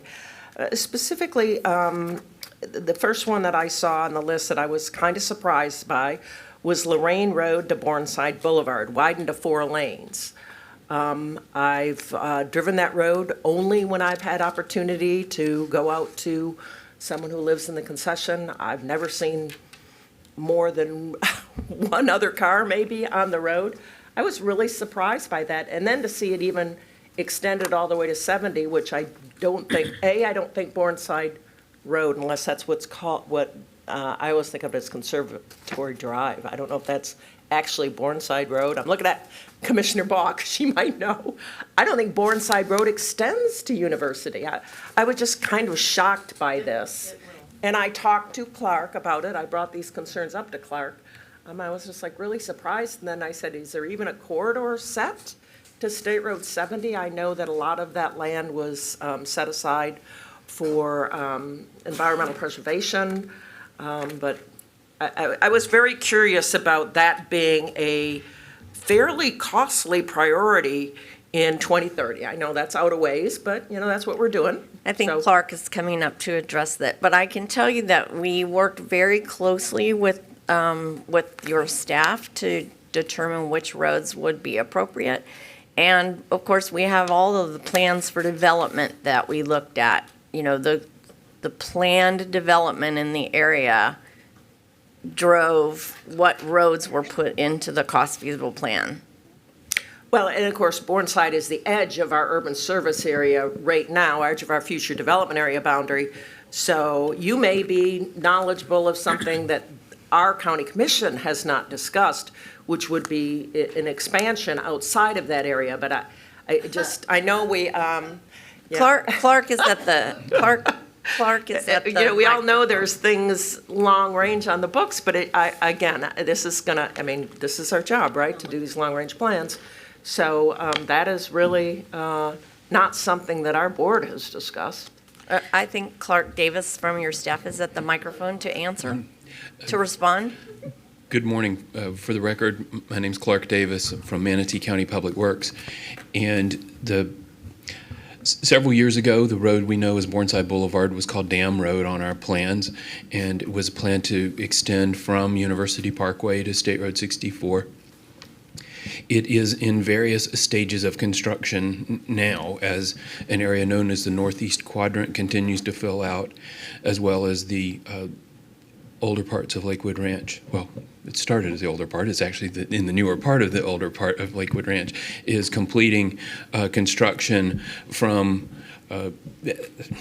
the Lorraine Road area the rest of the way out to Bourneside. At the southwest corner of the development known as a concession was a road called Ganton Road. It was the entrance to the southwest corner of the concession. That is where Bourneside Boulevard connects to University Parkway. Bourneside Boulevard between University and State Road 70 is in various stages of construction. As it's set now, I believe there's still a gap right around Masters. So if it's not in place already, there should be a connection between Masters and State Road 70, and then from State Road 70 north into the Lakewood National Development. But over the next few years, we should see the road complete. And with the development in that area, I defer to Lee or the members of the team that were doing the travel demand modeling. I think that we're probably seeing traffic increase on that section of University Parkway as the development gets completed in that area and those roads. The rest of Bourneside Boulevard gets completed. For the section east of Bourneside Boulevard, the rest of the way out to State Road 70, that is something that the staff discussed with the MPO, and it was essentially looking for ways to flesh out what you could call the strategic intermodal system in that area. State Road 70 is a strategic intermodal system, or SIS, and I-75 is. University Parkway west of I-75 is connecting over to the airport. So if you started to think about how all those different pieces play together, if the balance of University Parkway out to State Road 70 could be completed, and this part of it's towards the end of the cost feasible period, so we're talking 20, 25 years out from now. If that could be completed, then we would have what could be an SIS connection from State Road 70 to the east all the way into the airport at US 41. So those are some of the things we were thinking about. Having the University Parkway 4-laning in, say, the first 5-year block of the LRTP is something that we can look at as we look at projects over the next few years to see if that emerging need actually does come forward, because there's no capacity issue there today, but it looks like it's coming. Okay. Well, I guess this raises a general question then. So again, as I said, to my knowledge, our board has not had this discussion about prioritizing these long-range transportation plan improvements. Staff, I'll look at Clark. Have we? Did I miss something? I'm just the chair. I don't know. I might have missed it. We've tried to bring MPO in to talk about the projects, or not the projects, the project, the long-range transportation plan update as it's been developed. The cost feasible plan has really reached its proposed final form over the past month or so. What we have after today's meeting, we'll talk to, in hearing some of the input here, we'll have some discussions with MPO staff. We've invited them to come and present to the Board of County Commissioners on October 13, so that you can discuss it as a group before it comes back to the MPO for action at the end of October. Okay, and yeah, I do know where Bourneside's being built. I just didn't know it actually had a connection to University. So that was kind of news to me. I don't know exactly where that is, but I could figure it out. The other questions I had, other roads that I had questions about specifically, I heard a lot about tunnel widening. I did not see in the list tunnel widening north of University. I know we're talking about tunnel widening to University. I happen to live right off of Tuttle, so I'd like to know, is that a planned? I know it is planned in the long-range transportation plan for Manatee County, but I don't believe it's funded in any way. But I did not see that in this plan. The request to widen Tuttle south of University came from Sarasota County, and we do not have it in the plan to go north of University. Okay. I know Manatee County does in the outer years, but I don't know exactly when. Commerce Connector from US 41 to Fort Hamer Road. I don't know exactly what that is. I know we've talked for many, many years about a connector there, but it did not look to be Buckeye Road. It looked to be north of that. Is that a new roadway corridor that was part of that whole port connector that went through the whole PD&E? So the port, we were asked not to call it the port connector because it's not exactly the same, which is why we made up a name. But the idea is that we would study the area between Buckeye Road and the county line, that square from US 41 to I-75, to determine the best location for a new connector. But to make that road viable, I mean, you've heard, the county did a study for Port Manatee, FDOT did a study for Port Manatee. The port itself does not generate the need for an interchange yet. But if we look at the port development on the west and combine that with the planned residential development on the east and support those roadways on the east and do an overpass, then we've made, by being strategic, we've made the case for that future interchange. So we don't know where the road is going to be. We need to look at it. It's a PD&E to determine the best location. Right. But we wanted to support the port's vision, and we think we can do that by combining it with the roads to the east. Okay. Yeah, and I mean, I'm all in favor of that. I've been in favor of it, and I know that in the long-range plan, and I've said this to people, there does show a need for this in the long run, which I think is important. It's also factual that we've had significant funds expended on doing an alternative analysis, and I don't know how old that data gets, but hopefully when we talk about looking at it, we pick that up at some point. Absolutely. And certainly the interchange is a big topic of discussion among certain people, not everybody, but it is something that we know, given the development trends in that area, we definitely need to plan for that. I just had not heard that, but now I understand why you called it what you did. Don't want to give it the name the old one had. That makes sense. Okay. And of course, it's something that I'm very concerned about, and again, it's a bridge, is the Fort Hamer Road. We know that, we know we have these needs today. We know we have limited, very limited funding. So that's why I guess I was kind of shocked by the university four-laning in a section that really, I don't even think by 2030 is going to have that same need that we have today in the Fort Hamer corridor. So I guess those are the kind of priority things I want to make sure, especially as we're talking about doing these projects with impact fees, with state fees. I'm all for that. Partnerships are great, but we need to make sure that we prioritize properly. And I haven't been involved in that process, I don't think. So I would like to have more involvement. Okay. Is that all? So they're in 5-year blocks, but those can be moved around if we don't have them in the right order. Okay. All right. Well, I look forward to that discussion with our board. Thank you. Is that all? I think so. Okay, thank you. Commissioner Ball? They weren't discussed with me either, Okay. so you know. Very interesting, some of the things. I must agree with Commissioner Benac about University Parkway. I'm real surprised to hear that. My first thought was, and I know this is in the process, okay, so is State Road 70 down to at least 675 and hopefully even further down 4-laning, and I know that is coming.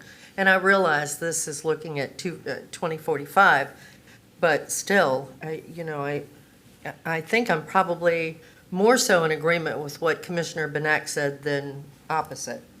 Urban service boundary. No, we've not had that discussion. And I can tell you that I think this discussion, probably what's happened, from what I'm gathering, is that perhaps this is a discussion that the MPO, the consultants have had with Public Works, but they forgot about the Board of County Commissioners in that process. So I'm looking forward to this coming to our board so we can really have a major discussion on this too. And I think we all know that we're going to be losing Commissioner Benac, and in that regard, our MPO is definitely taking a loss in that regard. But we will have 3 new commissioners. So, I'm also concerned about what decisions might be made, with a new board coming, in the middle part of November. That being said, I think, I realize, I think I heard Clark say that it's going to come before our board in October before it comes back here again. That's really interesting.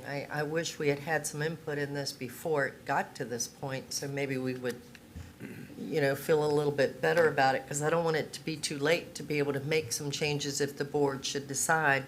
I don't know what they're going to decide on that. Bourne-side, I did know that that's going to come out to university with masters. I think by the end of this summer, masters and university will connect, from what I'm hearing. Resiliency, I was really glad to see that, because a lot of people look at the word resiliency and all they see is climate change, et cetera, and that's not really what resiliency is all about.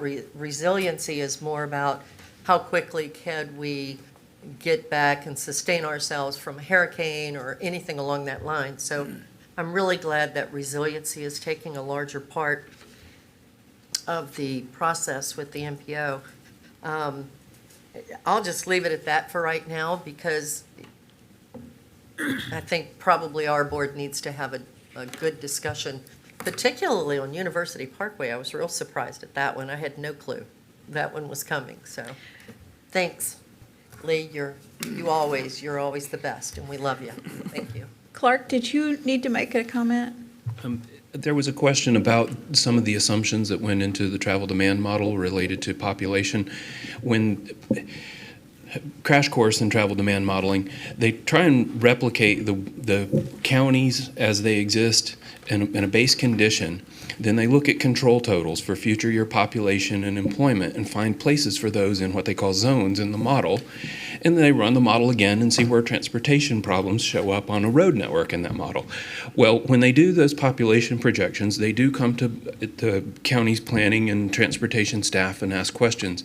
What we are looking at when we do those projections are often those areas where there's been recent planning activities. In several years ago, they would have been the large developments of regional impact. There's not so many of those anymore, but there are still some that were approved that are still around. So we look at those. We look at where there's been rezonings. We look at where things have gotten pretty far along in site planning. We invariably find that there's more than enough capacity for that population and employment in the areas where these activities are already taking place. So we don't need to jump over an urban service boundary, or in our case, the future development area boundary, to accomplish that. So the Bourneside road need is likely an artifact of the loose zone structure and road network in that part of the county. It is the last major north-south road at the edge of the urban area, but it is a suburban area that is filling in. We do have DRIs in that area. We do have zoning in that area. So it's not the stuff on the other side of the line that's causing the pressure. It's the stuff we're already in the works on the west side that's causing the pressure. It's the same thing we're seeing in Northeast County as well in the north-south corridors. It's the suburban growth that I believe Commissioner Benac was referring to earlier. But I hope that explains a little bit of where that comes from. It doesn't mean the model's right, but it's the way it's showing up. So if we look at it a few years from now and it doesn't make sense, we can always make the adjustments to either the models or to the funding plans to better reflect what the needs are. Thank you. We have anyone else that would like to have any comments virtually? Well, very briefly, I think one of the things in looking at the travel demand modeling that we saw was a lot of pressure on State Road 70, and does a connection at University provide an opportunity to relieve some of that and provide it better connectivity? And also, could it possibly allow us an argument to make with the state that could become a CIS facility and get their money on it? But, I've made that that was really part of what went into it. So there's nothing set in stone about those future improvements. Thank you. But there's no one else, no other member comments? Not in this system. I know that Secretary Nandam may wish to make some comments, and then there is, of course, our member comments where we would go around. Yeah. Mr. Nandam, did you have any comments you wanted to make post this discussion? Madam Chair, definitely, I do want to make a few comments. I want to echo what Dave mentioned here. Particularly when we are working on a long-range transportation plan, you want to look at a network, right? Obviously, there's a lot of assumptions that are made as it relates to population projections and working with county staff on where those developments are supposed to happen, right? But this plan is updated every 5 years, so if there is any change and shift in those development patterns, you can always adjust it and then revise your cost feasible plan and priorities accordingly. So you know that, Commissioner, you've been a planner, right? So the thing that I want to ensure that we focus on is this plan. Well, before I go there, I want to thank Dave and his staff. I think he built a tremendous staff. Dave has great staff. You saw from their presentations, I was very impressed with each of their presentations, taking up each of the areas, right? They work very well with our systems planning office as they're working with the modeling, but also our community planning office, our planning studio office, where we're trying to integrate transportation, the decisions that we make as transportation with land use so that we can build that street the right street for the right place. But the other thing that I want to talk about as a success, I think, is the public engagement aspect. I was very impressed with the public engagement, even with the COVID-19 and the challenges that we had and how they engaged with the public, but also bringing the right generations into the conversation. Because, you want to make sure our future is giving the input, right? Because they're the ones who are going to live with what we are deciding here. So I would commend on that. I already talked about the network-based decisions instead of corridor-specific. As a very good example is State Road 70, right? We're looking at the load on these state highway corridors, and there are so many examples that we have on our networks. US 41, we built 6-lane facility, and now we are faced with the challenge of, how do we integrate multimodal pedestrian traffic along the corridor and try to build those safety improvements for pedestrians, because we're losing so many pedestrians on that lives on that particular corridor. And network is what makes a big difference. If we start just focusing on the corridors, they're going to get wider and wider because that's what we're going to be building. But if we start looking at a network and building the network, then we can spread the traffic volumes accordingly, and we would be able to balance multimodal needs. So something that I would commend, through this LRTP, that the network is brought into focus. The other thing that I wanted to mention is partnering.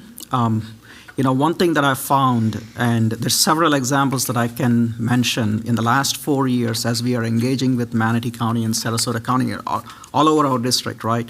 When we bring every one of our resources together, right, we can make things happen. But if we start looking at one resource for a specific corridor and say, well, it's a state road, you got to look at state road funding only, or it's a county road, you got to look at a county road funding only. We won't be able to be successful accomplishing things. I think partnering and putting all funding resources together to ensure that we achieve those priorities is going to be very important, and I'm so glad that the LRTP reflects that and the cost feasible plan reflects that. The last two things that I want to mention is in the district, we've been talking about transit focus a lot. Particularly from a multimodal planning perspective, but how do we bring transit into that solution as a part of the solution for congestion mitigation? So we've been working with Manatee County Area Transit and Sarasota County Area Transit, first to ensure that their transit development plans integrate with the long-range transportation plan, because we believe that they have to go hand in hand together, not only the 10-year horizon, but beyond, right? And I'm so glad that the cost feasible plan identifies transit priorities, particularly those premium transit corridors that could be candidates for congestion mitigation, and that's the direction that we are going as a state, identifying those key corridors, key networks where transit could become that solution, part of the solution, so that we can bring resources to that. So that's the other thing that I wanted to commend your staff about. Finally, from a safety perspective, we've been taking a approach to bring safety into the forefront, as we are making decisions, infrastructure decisions, not only from a capacity perspective, but also intersection improvements and all those things, right? We've started a campaign called Safety by Design. Okay, there's this report, Dangerous by Design, that comes out, from Complete Streets Coalition. We kind of took that and said, that kind of has a negative connotation to it. Why don't we bring a positive connotation where we talk about safety by design? So you will be hearing that in the future. My staff is going to be working with your staff to come and make a presentation on that particular plan. The other thing that we are doing is we're partnering with Vision Zero Network, because the state adopted Vision Zero as a goal. But at our district, we are going to partner with Vision Zero Network to bring them to each of our local partners and see how we can get each of our local agencies to adopt a Vision Zero goal. And together at the department, the MPO, and at the local agency level, we can work together to bring those fatalities to zero. The only way we can make that happen is instead of thinking that it's a driver error that's causing these crashes, we need to look at what we can do to accommodate the driver error and place improvements in so that we can avoid those fatal crashes. But also looking at a systemic approach. So what I've seen is your LRTP and the cost feasible plan integrates all those points that I mentioned. So I'm very glad that we could be working in the future to a common goal. Okay, thank you. Thank you. Mrs. Holt, I had a question. You had commented that that you would be happy to bring this to the different boards for some of their meetings.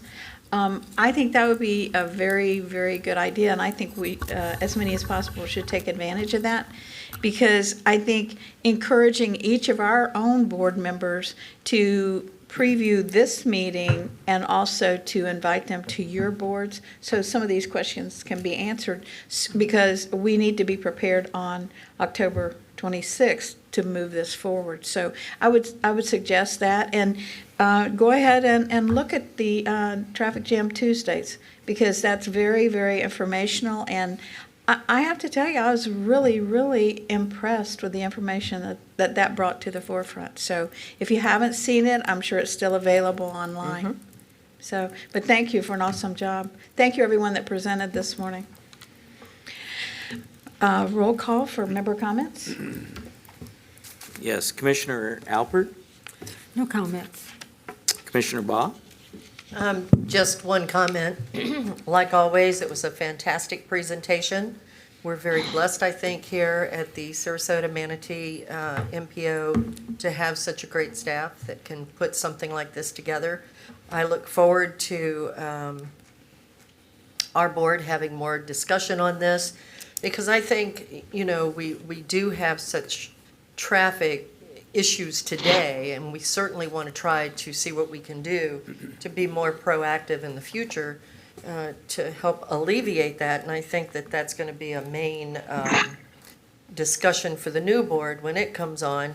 So look at University Parkway. I will only say that, you know, I think the fear there in four-laning University further out just means more development out east, and that's not something necessarily at this point that's possibly good, but we need to have that discussion. I'd be interested in seeing where that came from, because I bet I know.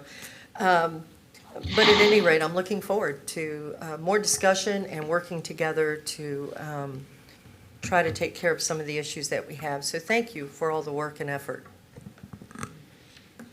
Commissioner Benac. Yeah, I got a couple of comments too. I think the process was very good. I was so, you know, these long-range transportation plans are not always the most exciting thing, but I think there's been really a great effort to involve young people. And, you know, that's important to have a voice. So I really think you've done a great job. So, I mean, I attended some of the workshops, and it was really, I found it fun. Now, I'm a planner, I get it. I like this kind of stuff. But I think you did a really great job in engaging people. And it's important. It's really important. And I'm excited about the new commissioners coming in. They're young. They don't know a whole lot about this stuff. But, you know, it's going to be their job to figure this out. And I know we're going to have some flexibility. I really liked LK's comments about network. And I know that. Again, I'm a planner. More roads, more connections. Much better keeping everybody off of these major roadways. You know, it's why we've had such a great partnership on 44th Avenue, because we know it's a reliever to State Road 70. We know it creates, you know, fills that hole. And those kind of partnerships have been so important. And I want to see them continue on Mox and Wallow. You know, we have so many older roads that are not complete streets. They were rural roadways. And to me, that's where we should be focusing. Making those complete roadways, expanding them, but through a partnership, because that's where the development is happening, and we can fill in those connections. So, and they make them so much safer. I mean, the fact that these rural roads are built with, you know, 2 lanes and no sidewalks and, you know, really no shoulders, big ditches. I mean, to me, that's a lot where we have to focus, because it's in the developing area. It's something that we've struggled with. You know, we can't deny development, because it's in the planned area, but we don't have the roads. So I really, you know, I wrote down a lot of roads: Buckeye, Maximalo, Erie, Tuttle, I brought it up, US 301, expanding it. You know, we can do it right. We understand 41 is a challenge because of limited right-of-way, But you have, I mean, we know that's the big ticket item. And if we can figure out ways to get around that. Last thing I wanted to say, because we kind of forgot to bring it up, and I know we talked about it in our Public Transportation Task Force. I think that was when we talked about it, some of you else. But making sure that as we plan these bridges, that we do have a dedicated lane for transit, because it's going to be so important. And there was discussion about how DOT initially didn't buy into that, because we didn't have the numbers in transit. But I want to say it, we said it in our meeting, that's very important. I understand DOT has changed a little bit, but I think we need to say it as an MPO, that is very important, that we have that dedicated lane planned for. And I understand, sometimes it's not a bigger roadway, it's just striped differently, and that was kind of the discussion on Manatee. But that it is very important to plan for that future dedicated laneage so that you don't have just cars as the alternative. So just want to say that. Thank you. Councilwoman Barnebey. Thank you. Madam Chair, I was very impressed with this presentation. And I was impressed with the efforts to reach out to the various age groups. Some of you might remember that I earned the title the meanest mommy in America when I made my high school age son come to an MPO meeting because he was grounded and I was not going to let him sit home and play video games. He is now a chef in Austin, Texas. And if you want to see some really fun traffic patterns, go to Austin, Texas. The traffic there is unbelievable. So I actually took a picture of some of the slides and sent it to my son saying, do you remember any of this from before? And he basically said, don't remind me. But again, very interesting information. I've already texted our staff asking to have a presentation done with the City of Bradenton. So expect a phone call from someone with the City of Bradenton for a presentation, please. Thank you. Thank you. Mayor Chappie. Yeah, John Chappie here. Thank you so much. Great presentations. Enjoyed the meeting. Welcome back, Marianne. It's always good to hear and see you. It's been a while. Look forward to when we can have the mask taken off. Betsy, thanks again for bringing up the dedicated transit lane. It is so key, so important. We have to have it. With all the projected growth that's going on, with the problems we have today, LK's comments, the network, it's all part of the network. Remember, everybody, please, the growth and the changes that's happening throughout the county, you can multiply the impact when it comes out to the island. We are restricted. We need the help. We need the dedicated lane. I'm going to keep pushing that and pushing that and pushing that. With that, I just want to thank everybody. Great meeting. Enjoyed it immensely. Thank you. It's nicer when we're all in person, but that might be a while. Commissioner Daley. Yes, again, I certainly endorse all the comments on the presentation here. It was very clear and thorough and the like here. And I'd like to just add a comment or two with respect to Commissioner Benac and recently Mayor John Chappie's comment on a dedicated third lane on bridges. That certainly makes sense from Longboat's viewpoint.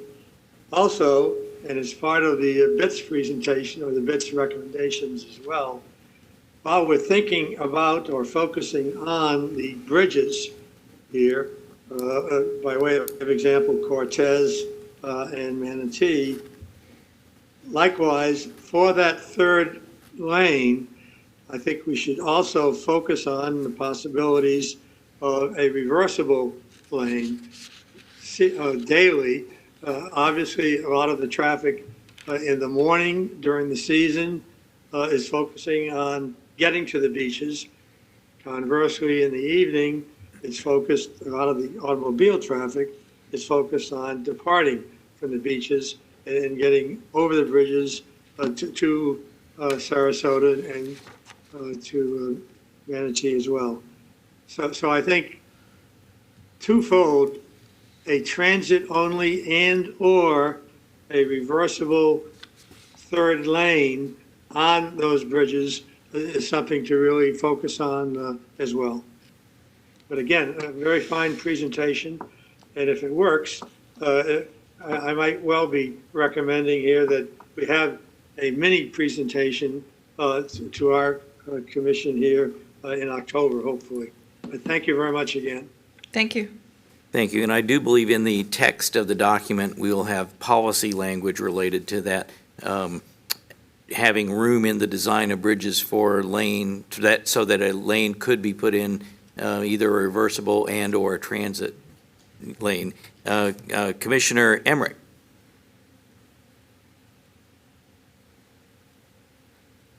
I believe he's still connected, but I don't see a visual connection.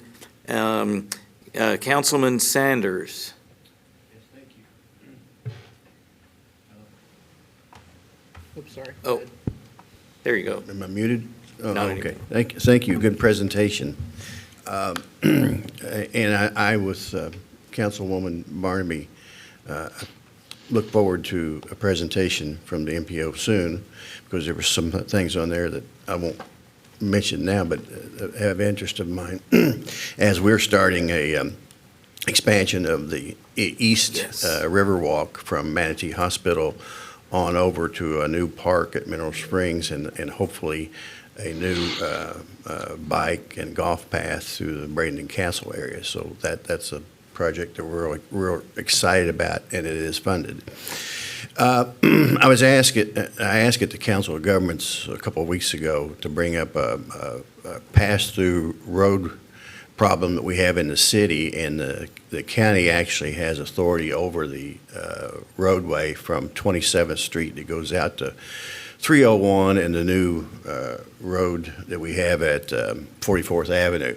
So we're getting people coming from the Sarasota area up 301, and they're bypassing and cutting through the 27th Street community that goes by the Pirates training facility, if you're not familiar with where I'm talking about, and ends up out on State Road 64, right at Bradenton Castle. So we're getting an enormous amount of traffic through that area, and it's causing a lot of problems and a lot of accidents and allegedly even a death. So we got middle school there, or elementary school there, and enormous traffic. We have enormous development there. There's 2 or 3 more developments that are actually near completion, or we'll start building the homes, and so we're going to get hundreds of more cars through there. So I didn't know if this is something that we can look at it. I understand it was only like a 2030 or 2035 county plan to expand that 27th Street. So is there anybody that has any information, or are we kind of stuck there? I think Public Works has heard you, so Okay. we'll see what happens. All right. Yeah, because it's become more and more of a problem every day because of the development and the pass-through of 301 down to State Road 64. Yeah, I did bring that up with our staff and asked them to look at it. And mainly, the other thing that was the big concern was the intersection at 64 and 27th. If I remember right, Bill, I mean, that was one of the things that you brought up as well. And so I don't know if there's any planned improvements at that interchange, but of course, it's a state road. And so that's... We did get some information back. It's being looked at for a turn lane there at 27th and State Road, and I'm hoping that we can get that turn lane and maybe a traffic signal issue that will relieve some of the pressure short term. Very good. I'm sure we'll hear more about that corridor in the future. And Commissioner Dietert, I did not intentionally skip over you.